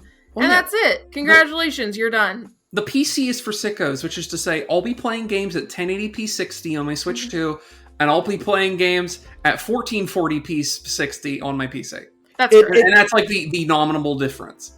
It feels like like I'm just parroting a fucking like Nintendo fanboy MS Paint meme comic. Right. When I just say, well, Nintendo puts out good games. But like that's what they need to do to not only survive, but to thrive in the current video game marketplace. Yeah, just keep putting out good video games. And their video games, they put them out, they're good, and they sell. Like, it's like, yeah, like you know, like, if you are to be like, and because like people have been like, you know, we have been critical about Tears of the Kingdom, and I know people who are even more critical about Breath of the Wild when it came out, but it's like, if the worst you can say is that it's kind of a weirdly designed 7 or 8, that's still better than basically most first-party Microsoft games that have come out in the last like 5 years. Right. Yeah, it's still better than Starfield. Yeah, exactly. Yeah. Like, what's the point of having a super powerful console that can render, like, photorealistic games if those photorealistic games are Starfield? That's sad. That's, like, Saturn, you just nailed it. Because, like, why did Sarah and I spend all this money upgrading our computers for Starfield? Why did we do that? Well, so I had hope, like a fool. Well, here's the thing. It works out, because now you upgrade your PC so that you can run Cyberpunk 2077 on Medium. Yeah, there you go. That's correct. So, yeah, Nintendo will just cleanly and calmly sweep the industry up. Just like the good old days. Luigi wins by doing nothing. Luigi wins by just making the PS4 again, but portable. Luigi wins by porting his second game to Switch. If the Switch 2 comes out this year and it is a PS4 like portable, the PS4 at that point will be 10 years old. Yeah. And it's like, is this really the state of games that we're like, yeah, we're super pumped for Nintendo to basically just finally put out literally 10-year-old console hardware and completely maximize it, because like what we've had for the last like 5 has been Sony and Microsoft trying to make the 9th gen consoles that just haven't really had anything compelling about them whatsoever. There's nothing. They are the most Rizless consoles that have ever happened. Mm-hmm. Like the only reason that Rift Apart can only run on the PS5 and can't run on the PS4 is because the PS5 has a solid state drive in it. Yeah, that's why that game works fine on a PC. Yeah, because Insomniac and Insomniac only, well, Remedy too, but yeah, Remedy and Insomniac are the only ones who are looking at the solid state drive and the tech in the PS5 and thinking, how can we make a video game out of this? Right. They're like, well, what if we used it to do video game things in this video game? And every other company's like, what? Well, yeah, what if we took advantage of having insane load speeds to like completely change the way we think about like loading, like streaming assets, and to like make levels with like crazy non-Euclidean geometry, or to like just like teleport you instantly to a completely different location seamlessly, right? And then it's like it's super impressive. And then Naughty Dog is like, there's more hair in Joel's beard, can you tell? No. What if we increased the amount of polygons on this gore? Did you notice? No. Can't you see the difference between these two screenshots? No. Literally, no. It's the same. I cannot tell the difference between the screenshots between The Last of Us 2 and The Last of Us Remastered. I can see the difference between Last of Us and Last of Us Remastered, because one of them is a game with an art direction that looks good, and one of them is photorealistic slop. Last of Us 2 and Last of Us 2 Remake look identical. That's just the same damn game. Because that game isn't that old. It came out like it's brand new, basically, and they look exactly the same. It's so fucked up. It's so fucked. We gotta move on. Okay. How many more news stories we have? We got 3 more, and they'll go. Hit me. Dragon Ball Games Battle Hour 2024 reveals new Kakarot DLC out next month. This is the end of Z. Yes. So they are. It's cute that they are, because like this is basically wrapping this up before Sparking. What's the fucking game? Sparking Zero. Yeah. Well, they're basically wrapping up Kakarot before Sparking Zero comes out, right? And so they're like, okay, we're gonna wrap it up with the end of Z storyline. That's cute. Yeah. The one before that was the 23rd Tenkaichi Budokai with actual Dragon Ball content. Yeah, which is very cute. Goku versus Piccolo Jr. And this one is End of Z with Goku versus Oob. In what everyone says is Goku's best look, but it's the look that I hate the most. Aww. I hate his End of Z key. I like his End of Z key. Isn't that always just the worst, though, when like everybody's favorite of the thing is the one that you hate most? It's like over here, like you're over here, like but I don't like strawberry ice cream. Yeah. I wanted chocolate. Like, I'm glad y'all got the best strawberry ice cream, but that's not what I'm here for. Yeah, no. I love the Turtle Hermit gi. I love it so much, and just seeing him in this it looks like he just threw it on. Like his actual gi is in the wash, and he's like, tournament time. Well, I gotta wear something, or Chi-Chi will get mad. Yeah. Now, to be fair, Vegeta's End of Z outfit is great. It's fucking sick. The fucking coat, exactly. He's dripped the fuck out. Yeah, exactly. My man looks very cool, but yeah. I'm a Dragon Ball Z outsider. For me, my favorite Goku is Kid Goku, and my favorite Vegeta is when he wears the funny pink shirt that says Bad Man on the back. That's the correct opinion. Those are good choices, for sure. Also, speaking of Goku and Vegeta, we also did get a trailer for Sparking Zero. I saw that roster. Sparking Zero. Yeah, I saw that roster photo you posted. I'm like, oh god, 164 slots to start. To start. What hubris? Not even counting whatever DLC packs they're going to make for this game. Saturn, I will tell you, because you are a DBZ outsider, and that's fine. 85% of those characters are all going to play exactly the same. Oh, yeah, no. Yeah. Oh, trust me, Sarah, I'm aware. I'm aware. Why does an ocean deep as a puddle? Well, no, I understand. I play Dark Souls. Okay. Those games have, like, 100 or 200, like, and Elden Ring has like 200 fucking weapons in it or whatever. But here's the thing. All great swords is the same. Oh, Like, Great Swords is the same. They have the same moveset. They just look different and have different stats. But they control exactly the same between them. And like, if you have a katana, it's going to be the katana moveset, but maybe your special move is different. That's right. Yeah, There's gonna be, I understand. There's gonna be a Broly movie Broly, and there's gonna be a Dragon Ball Super Broly, Yep. right? And those are gonna be they're gonna look different. That's gonna be the same character. They're gonna play the exact same. The appeal for Sparking Zero is you play it with your friends. That's right. And you pick whatever characters you want, and you just have a grand old time. And they're gonna have a bunch of cool little personal, like unique pre-battle interactions, and you're just gonna be like, what the fuck is this character doing in here? No one knows who this is. You're gonna be able to play as Puar and fight Dr. Giro. Yeah, it's gonna be great. You're gonna be able to play as Mr. Satan, and then also like one of the red ribbon guys from the original Goku, from the original Dragon Ball is gonna be there, and they inexplicably have 85% of the same moveset. Yeah. Exactly. That's exactly what I want. And the game looks beautiful. Game looks great, has a great art style, so perfect. I need 3 different versions of Chaozu, and they're all identical, except they have like a triangle move that's different between the 3 of them. It's gonna be awesome. You don't understand. It's just Tenkaichi all over again. It's gonna be great. They've already announced the best character in the game, Goku Mid. Goku Mid? Yeah. Goku Mid. So because it spans, this is an import from Budokai Tenkaichi 3. Because it spans the entirety of Dragon Ball Z from early Saiyan to end of Buu. They had in Tenkaichi 3 they had 3 different Gokus. They had Goku early, Goku mid, and Goku late. So like Saiyan Saga, Frieza early Cell, and then Buu. Mm-hmm. So they had mid could transform Super Saiyan and late could transform Super Saiyan 3, right? Right. Gotcha. So they've announced already that we're going to have the return of like Goku early, Vegeta Scouter, Goku mid, Vegeta Saiyan armor, Goku late, Vegeta Buu saga.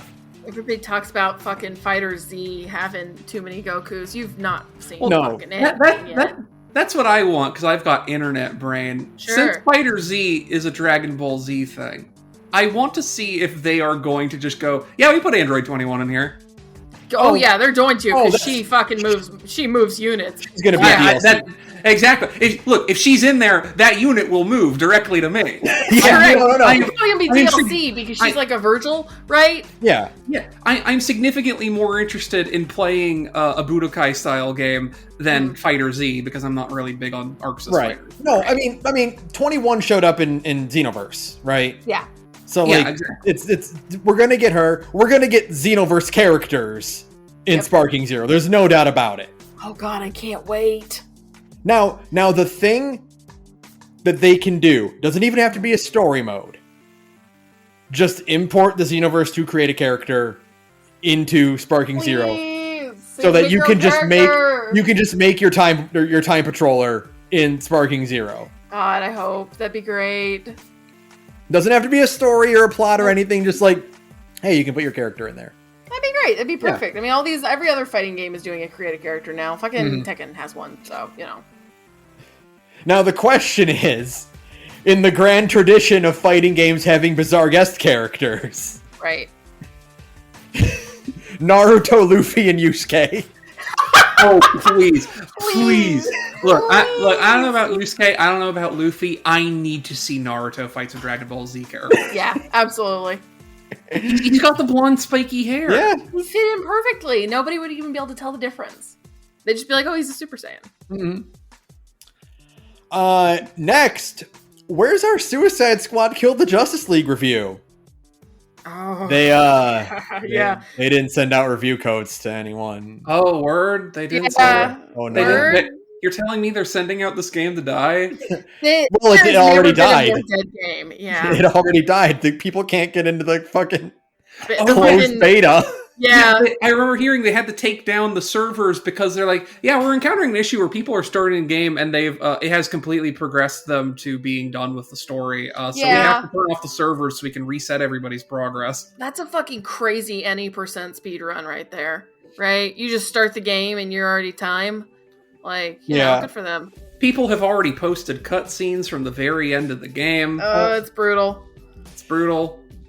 Sorry, Kevin Conroy. Sorry, Kevin Conroy. This is your last Batman appearance. They had plenty of time to reconsider how they were going to include your character in the story, and then didn't. Did not do that. The answer that. is you recast. If you don't have the time to redo the plot and reanimate the cutscenes, you just get a new voice actor. So we know it's a multiverse thing, right? Mm-hmm. Well, yeah, because it should have just been he's Kevin Conroy in the beginning.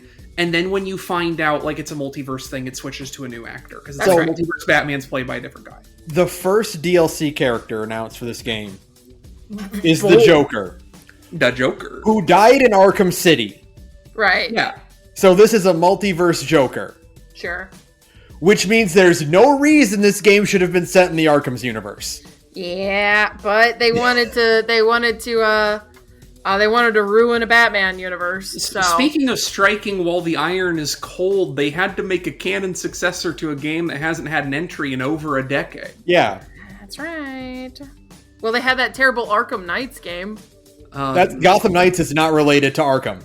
What? No, it's a different timeline. Oh my god. Never mind. Yeah. I give up. So fucking great. So they definitely were like, we're going to bring back the Arkham timeline to ruin it. Cool. Yep. Thanks, guys. Awesome, you did it! You did it! It's just like the saddest fart of confetti ever. Yeah. It's great to encounter a thing like this, and like I don't even have the opportunity to go like, man, is anyone else sick of multiverse stories?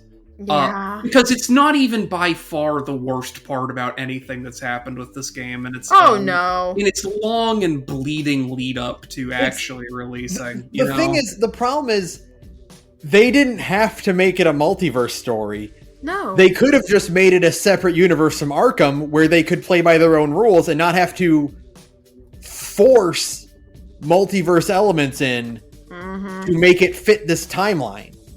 Yep. Yeah, no, because it's like don't get me wrong, like, I'm not like a big AmCom person, but like I get why you do a Marvel, right? And you have like, yeah, here's a Earth 16, here's Earth 6671 or whatever. Yeah. And it's just like, yeah, these are all the various continuities because like none of the shit we make can actually be like coexisting because it doesn't fucking make sense. So yeah, we have a bunch of different continuities. Sure. Right.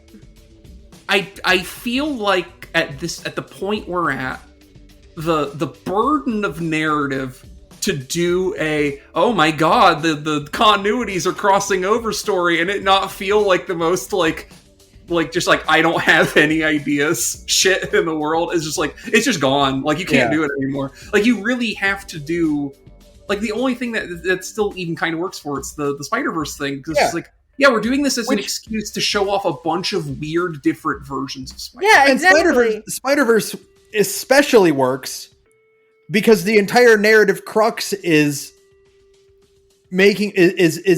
trying to like get Miles to feel justified in being Spider-Man. Right. Look at all these other freaks who are Spider-Man. Yeah, by being like, yes, anyone can be Spider-Man, right? It can happen to anyone. Here's an example of it happening to a bunch of different people. Mm-hmm. Here's an example of it happening to your 90-year-old grandmother. Yeah.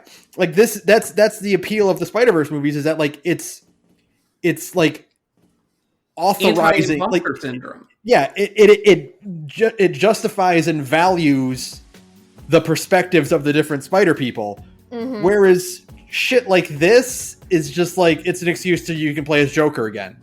Right. That's it. Anyway, I'm excited for this.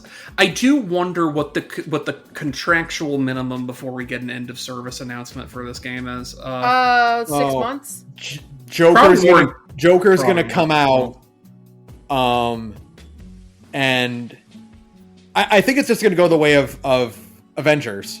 Well, I was just saying, that Crystal Dynamics game though, like that ran for like 2 years before they officially canned it. Oh yeah, but they were bleeding announcements. Like they were just like things got stripped out, and that's why this game the Avengers ended with like fucking 2 Hawkeyes and 2 Thors, because they were like, nope, we're not doing any other characters. Yeah, did that Black Panther thing ever come out for the Avengers game? I think Black Panther came out. No. Okay. Did it? I don't know. I don't think it did. You're the Marvel guy. I guess ultimately it doesn't matter because that game's dead. Yeah, the game's dead. And this game is going to be turbo dead as well, basically from the word go. Kill the Justice League it's going to limp along after Joker comes out. This game is even like when they announced the Avengers, like there was kind of a weird 50-50 split between like, okay, well this game might be okay, and a lot of people saying like, well, I'm just sick of superhero stuff, right? Right. But conceptually, it kind of made sense, right? It was like, okay, well that tracks. We are now at a point where there is nobody who actively wants this video game. I can't think of a single soul who's excited for Kill the Justice League. Like, right. I'm sorry, I'm not like a DC person anymore. Sure. But how do you make this game? And like, I'm putting aside the thing of like everything about it that indicates it would be a bad idea. How do you do this hero shooter with your cast of 4 playable characters at the beginning, and one of them is Harley Quinn, and the other 3 people are dudes that no one could possibly give a fuck about? That's correct. I'm sorry. Like, I'm sure people care about Captain Boomerang or whatever the fuck his name is, even though he uses a gun and not a boomerang. Don't ask me why. No, but and here's the thing, Saturn, is that just like the whole thing with in Marvel, because it happened recently in Marvel with Ben Reilly turning evil, the clone of Spider-Man turning evil. The Captain Boomerang situation is worse, because just like that, you've made no one happy. That's right. Because people who don't like Captain Boomerang are not happy that Captain Boomerang is in this game. Yeah, taking up a player character slot because he's fucking Captain Boomerang. People that do like Captain Boomerang are mad because he's using fucking guns. Yeah, and that's why exactly. That's like the whole thing I don't get about this. Like, okay, yeah, sure. I'm sure there's people who care about Captain Boomerang. I'm sure there's people who care about like Shark Guy, whose name escapes me, and whoever the 4th one is. I can't even fucking remember. The 4th guy, ironically, is Deadshot, who is Gun Guy. So he makes sense. And he makes sense, I guess, but it's like, fuck, you know what this really should have been that would have made everyone care immediately, but you wouldn't have been able to do guns, but that's fine because people would have thought it was cool. Take this exact concept and just go, it's a Teen Titans game. Yeah, just fucking... Just do your fucking 4 or 5 player co-op team game. It's the Teen Titans, and you don't have guns. You have like, I don't know, some other shit. You could have done a hero shooter where everyone plays dynamically different and they all have different roles, right? Right. You could have made an Overwatch. Like honestly, Overwatch has characters that don't even have guns. Also, clearly, Overwatch isn't doing single-player Overwatch. Maybe you could do single-player Overwatch. Yeah, But again, my principal issue here is, though, you have 4 characters, and one of them's the one that everyone likes, and then 3 of them are who cares. Like, what were you thinking?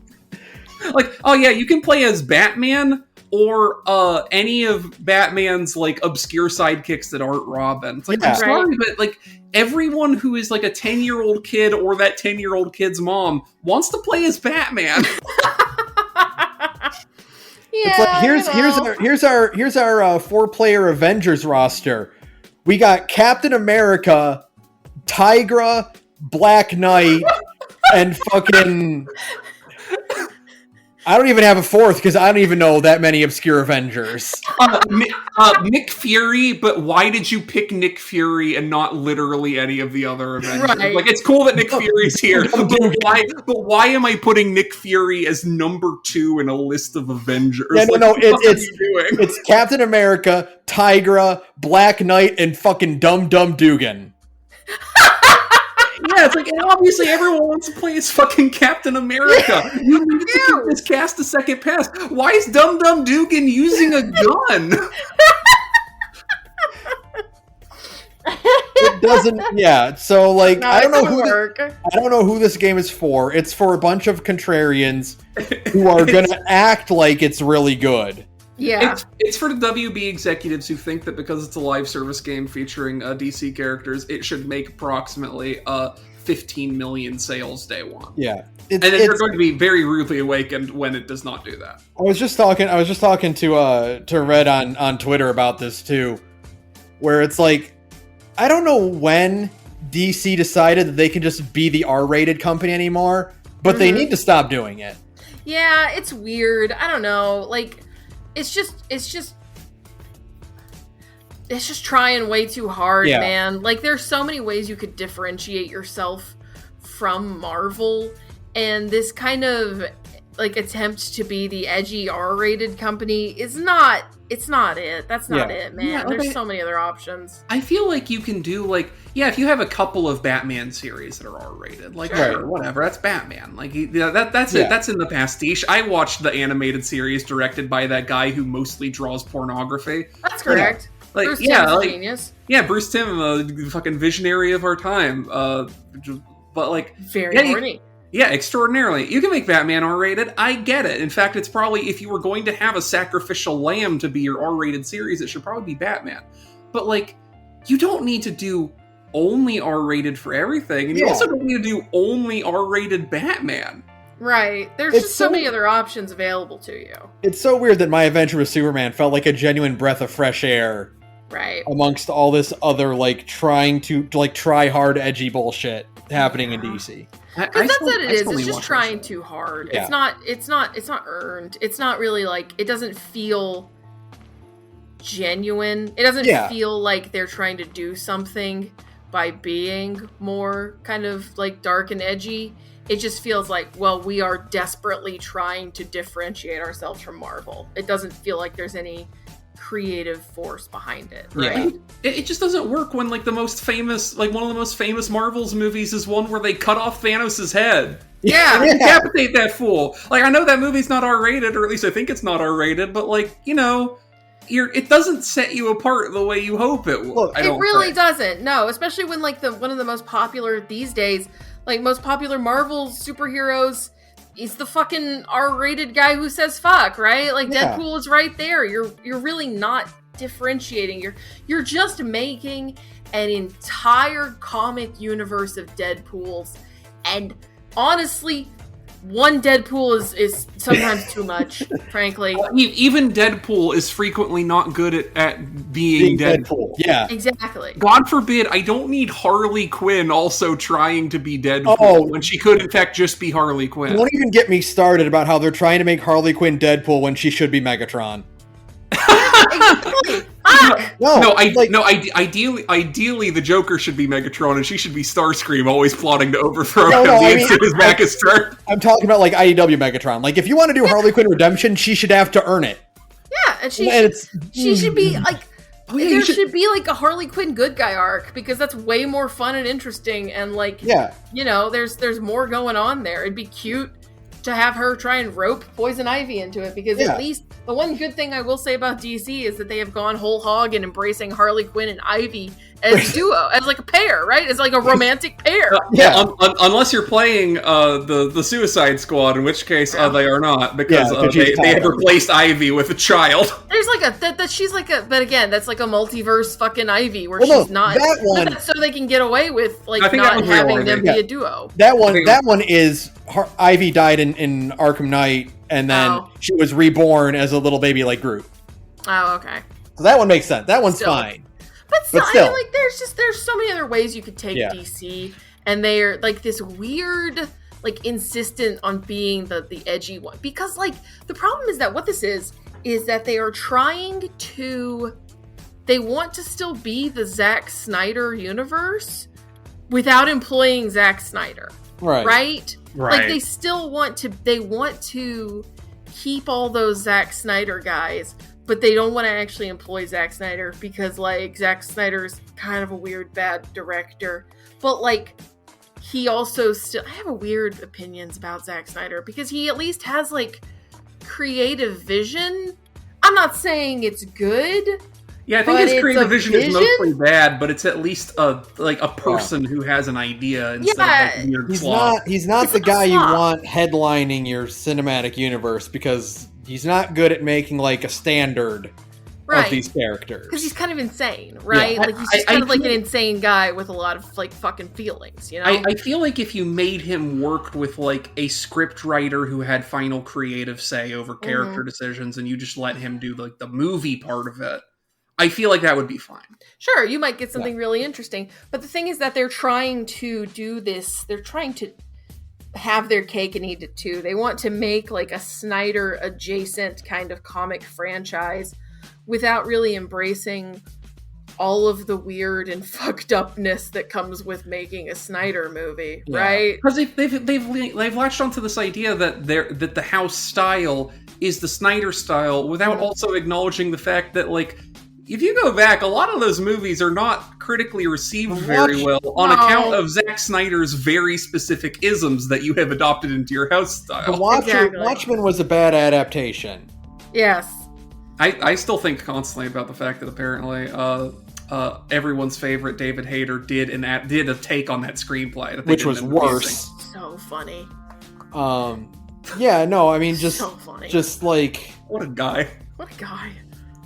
Just like, bottom line, you cannot make your universe dark and edgy when one of the most popular guys in the universe is a guy that wears a green suit with question marks on it. I'm sorry. Right. You have to roll with that. You gotta make it fun. Your most famous superheroes are between the guy who wears American flag colors and a spandex that has like a little like has briefs over it, and like his initials on the front in a giant letter. And his outfit, by the way, his outfit was made by his mommy, and that's an extremely endearing character trait of him. Yes. And the other guy has a cowl that is supposed to obscure his identity, but doesn't cover the entire bottom half of his face. And also in most of the movies, it's made of plastic foam, so he can't actually turn his neck. Correct. And most importantly, like, everyone tries to act like Batman vs. Superman is like this really dark, grim, serious take on the characters. No. And yet Batman's anti-Superman armor still had pointy ears on it, okay? That's right. Guess what? He's a cartoon character. You gotta make it guess fun. what? They bond over the fact they both know someone named Martha. Right, like... Okay. DC people.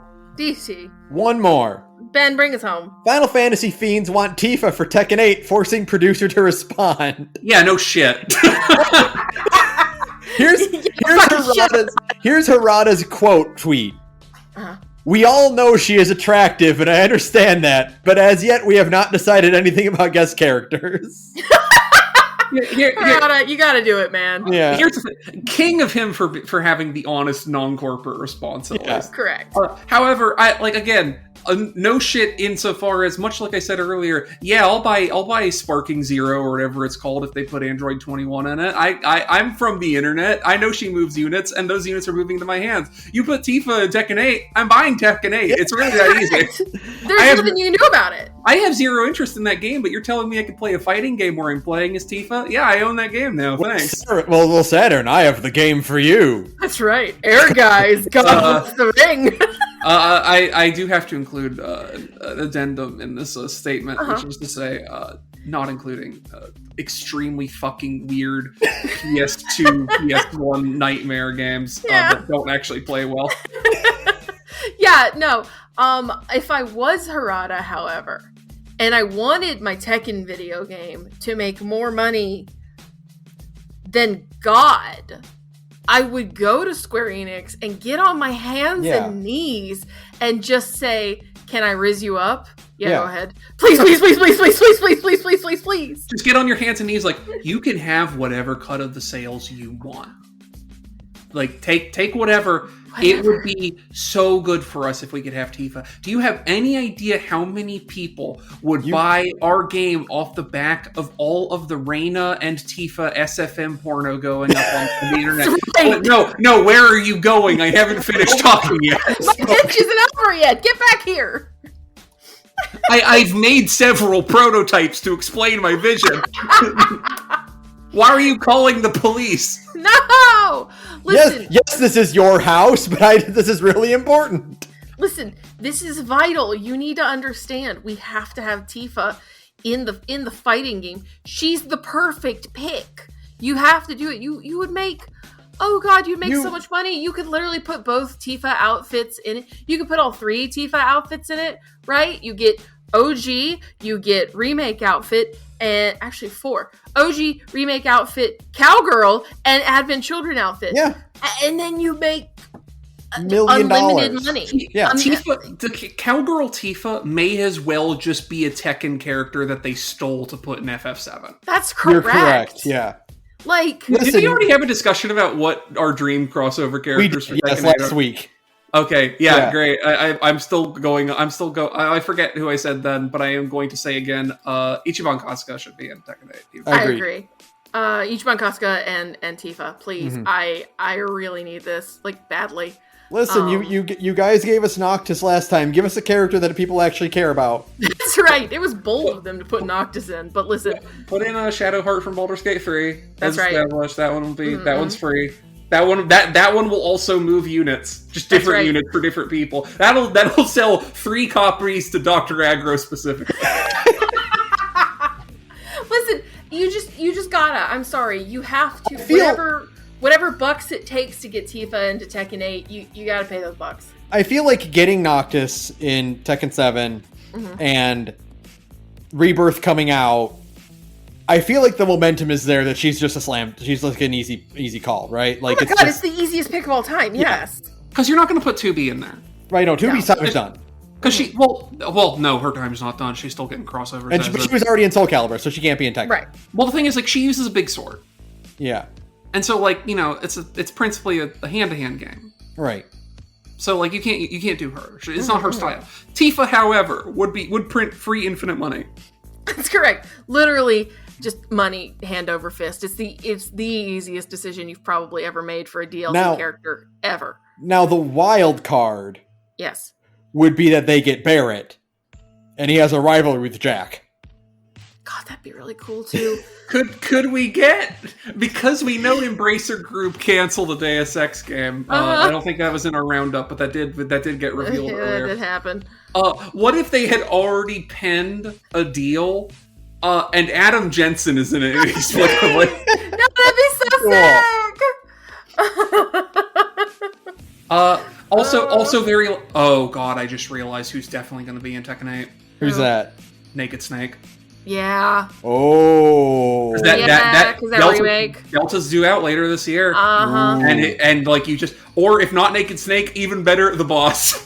God, that would make me buy Tekken 8. Are you fucking kidding me? Like, I have no interest in Tekken 8 because I don't play fighting games. So I'm not. Harada would be looking at sales figures like, what's with all of this like sudden influx of like 30-something-year-old Americans who are all just buying Tekken 8 out of nowhere for the boss? I mean, yeah.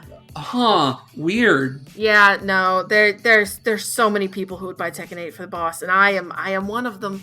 Please, I am a fan. Service me. I'm begging you.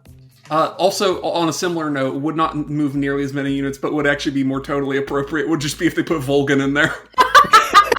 Yeah, they should. The Volgan boss fight is just a Tekken fight. It is. You're right, but listen, you gotta put the boss in, please, Harada. You gotta put Tifa and the boss and Reina in the same video game, and then I can just die. I think riding off the back of Akuma last time, they should put Luke. Yeah, they should put Luke in. Because Alex Lee needs to act as Luke more often. Yeah, that's right. If they're not gonna do Luke, they should do from SF6 specifically. Either your little friend from the story mode, whose name escapes me, but has a cool, unique fighting style that none of the other characters have, or fucking JP. JP would be perfect too. Who's an extremely Tekken Core weirdo. Yeah, that's just a Tekken character that they stole and put in Street Fighter 6. Yeah. Like, we don't have M. Bison anymore, so we found this scrapped Tekken character to put Bison's juice into. Mm-hmm. The time has come for Johnny Cage to be in Tekken. Oh god. We finally free Johnny Cage from Mortal Kombat. That sounds great. Johnny Cage, I think, deserves that. Mortal Kombat 1 Johnny Cage, so he can do his dumb fucking counter move that overtakes everything thrown at him. Yeah, but primarily it's Tifa the boss. You gotta get Tifa. I'm sorry, that's such an easy W. Oh my god, you don't understand. Yeah. All right. Okay. I think that'll be it. Only around 2 hours again. We did good. We folks. did it. Good job. All right. Thank you to Broke Free for your background music. You can follow me on Twitter at The Gorge Podcast. Follow Sara at Radioinactivity. You can follow Saturn at which one? You can find my contacts at mystery.systems. There you go. You have a website. That's Yeah. right. They're so fancy. And yeah, also join our Discord, join our Patreon, all that stuff. And yeah, that'll be it. Fuck Microsoft. Fuck the shareholders. Yeah. Just as like an amorphous blob. If you have more than $20 in your pocket, you need to die immediately. That's Yes. correct. Execute anybody with more than 20 real in their pocket immediately. That is my Disco Elysium political philosophy. I will never let that go. When we get the attempted Harley Quinn face turn story arc, it should be her realizing the system is broken and becoming an extraordinarily violent anarcho-communist. I agree. Listen, Ivy would lose her mind if Harley did that. It's like, oh, you're gonna become like a fucking eco-terrorist anarcho-communist? Yeah, girl, when do you want to get married? It's just like the bit in Futurama where Zoidberg gets hit with the hormones and he's crawling on the professor like, I'm so into you. Yeah, exactly. It's perfect. We need that. Fuck the shareholders. Good night, everyone. Good night, everyone. Good night.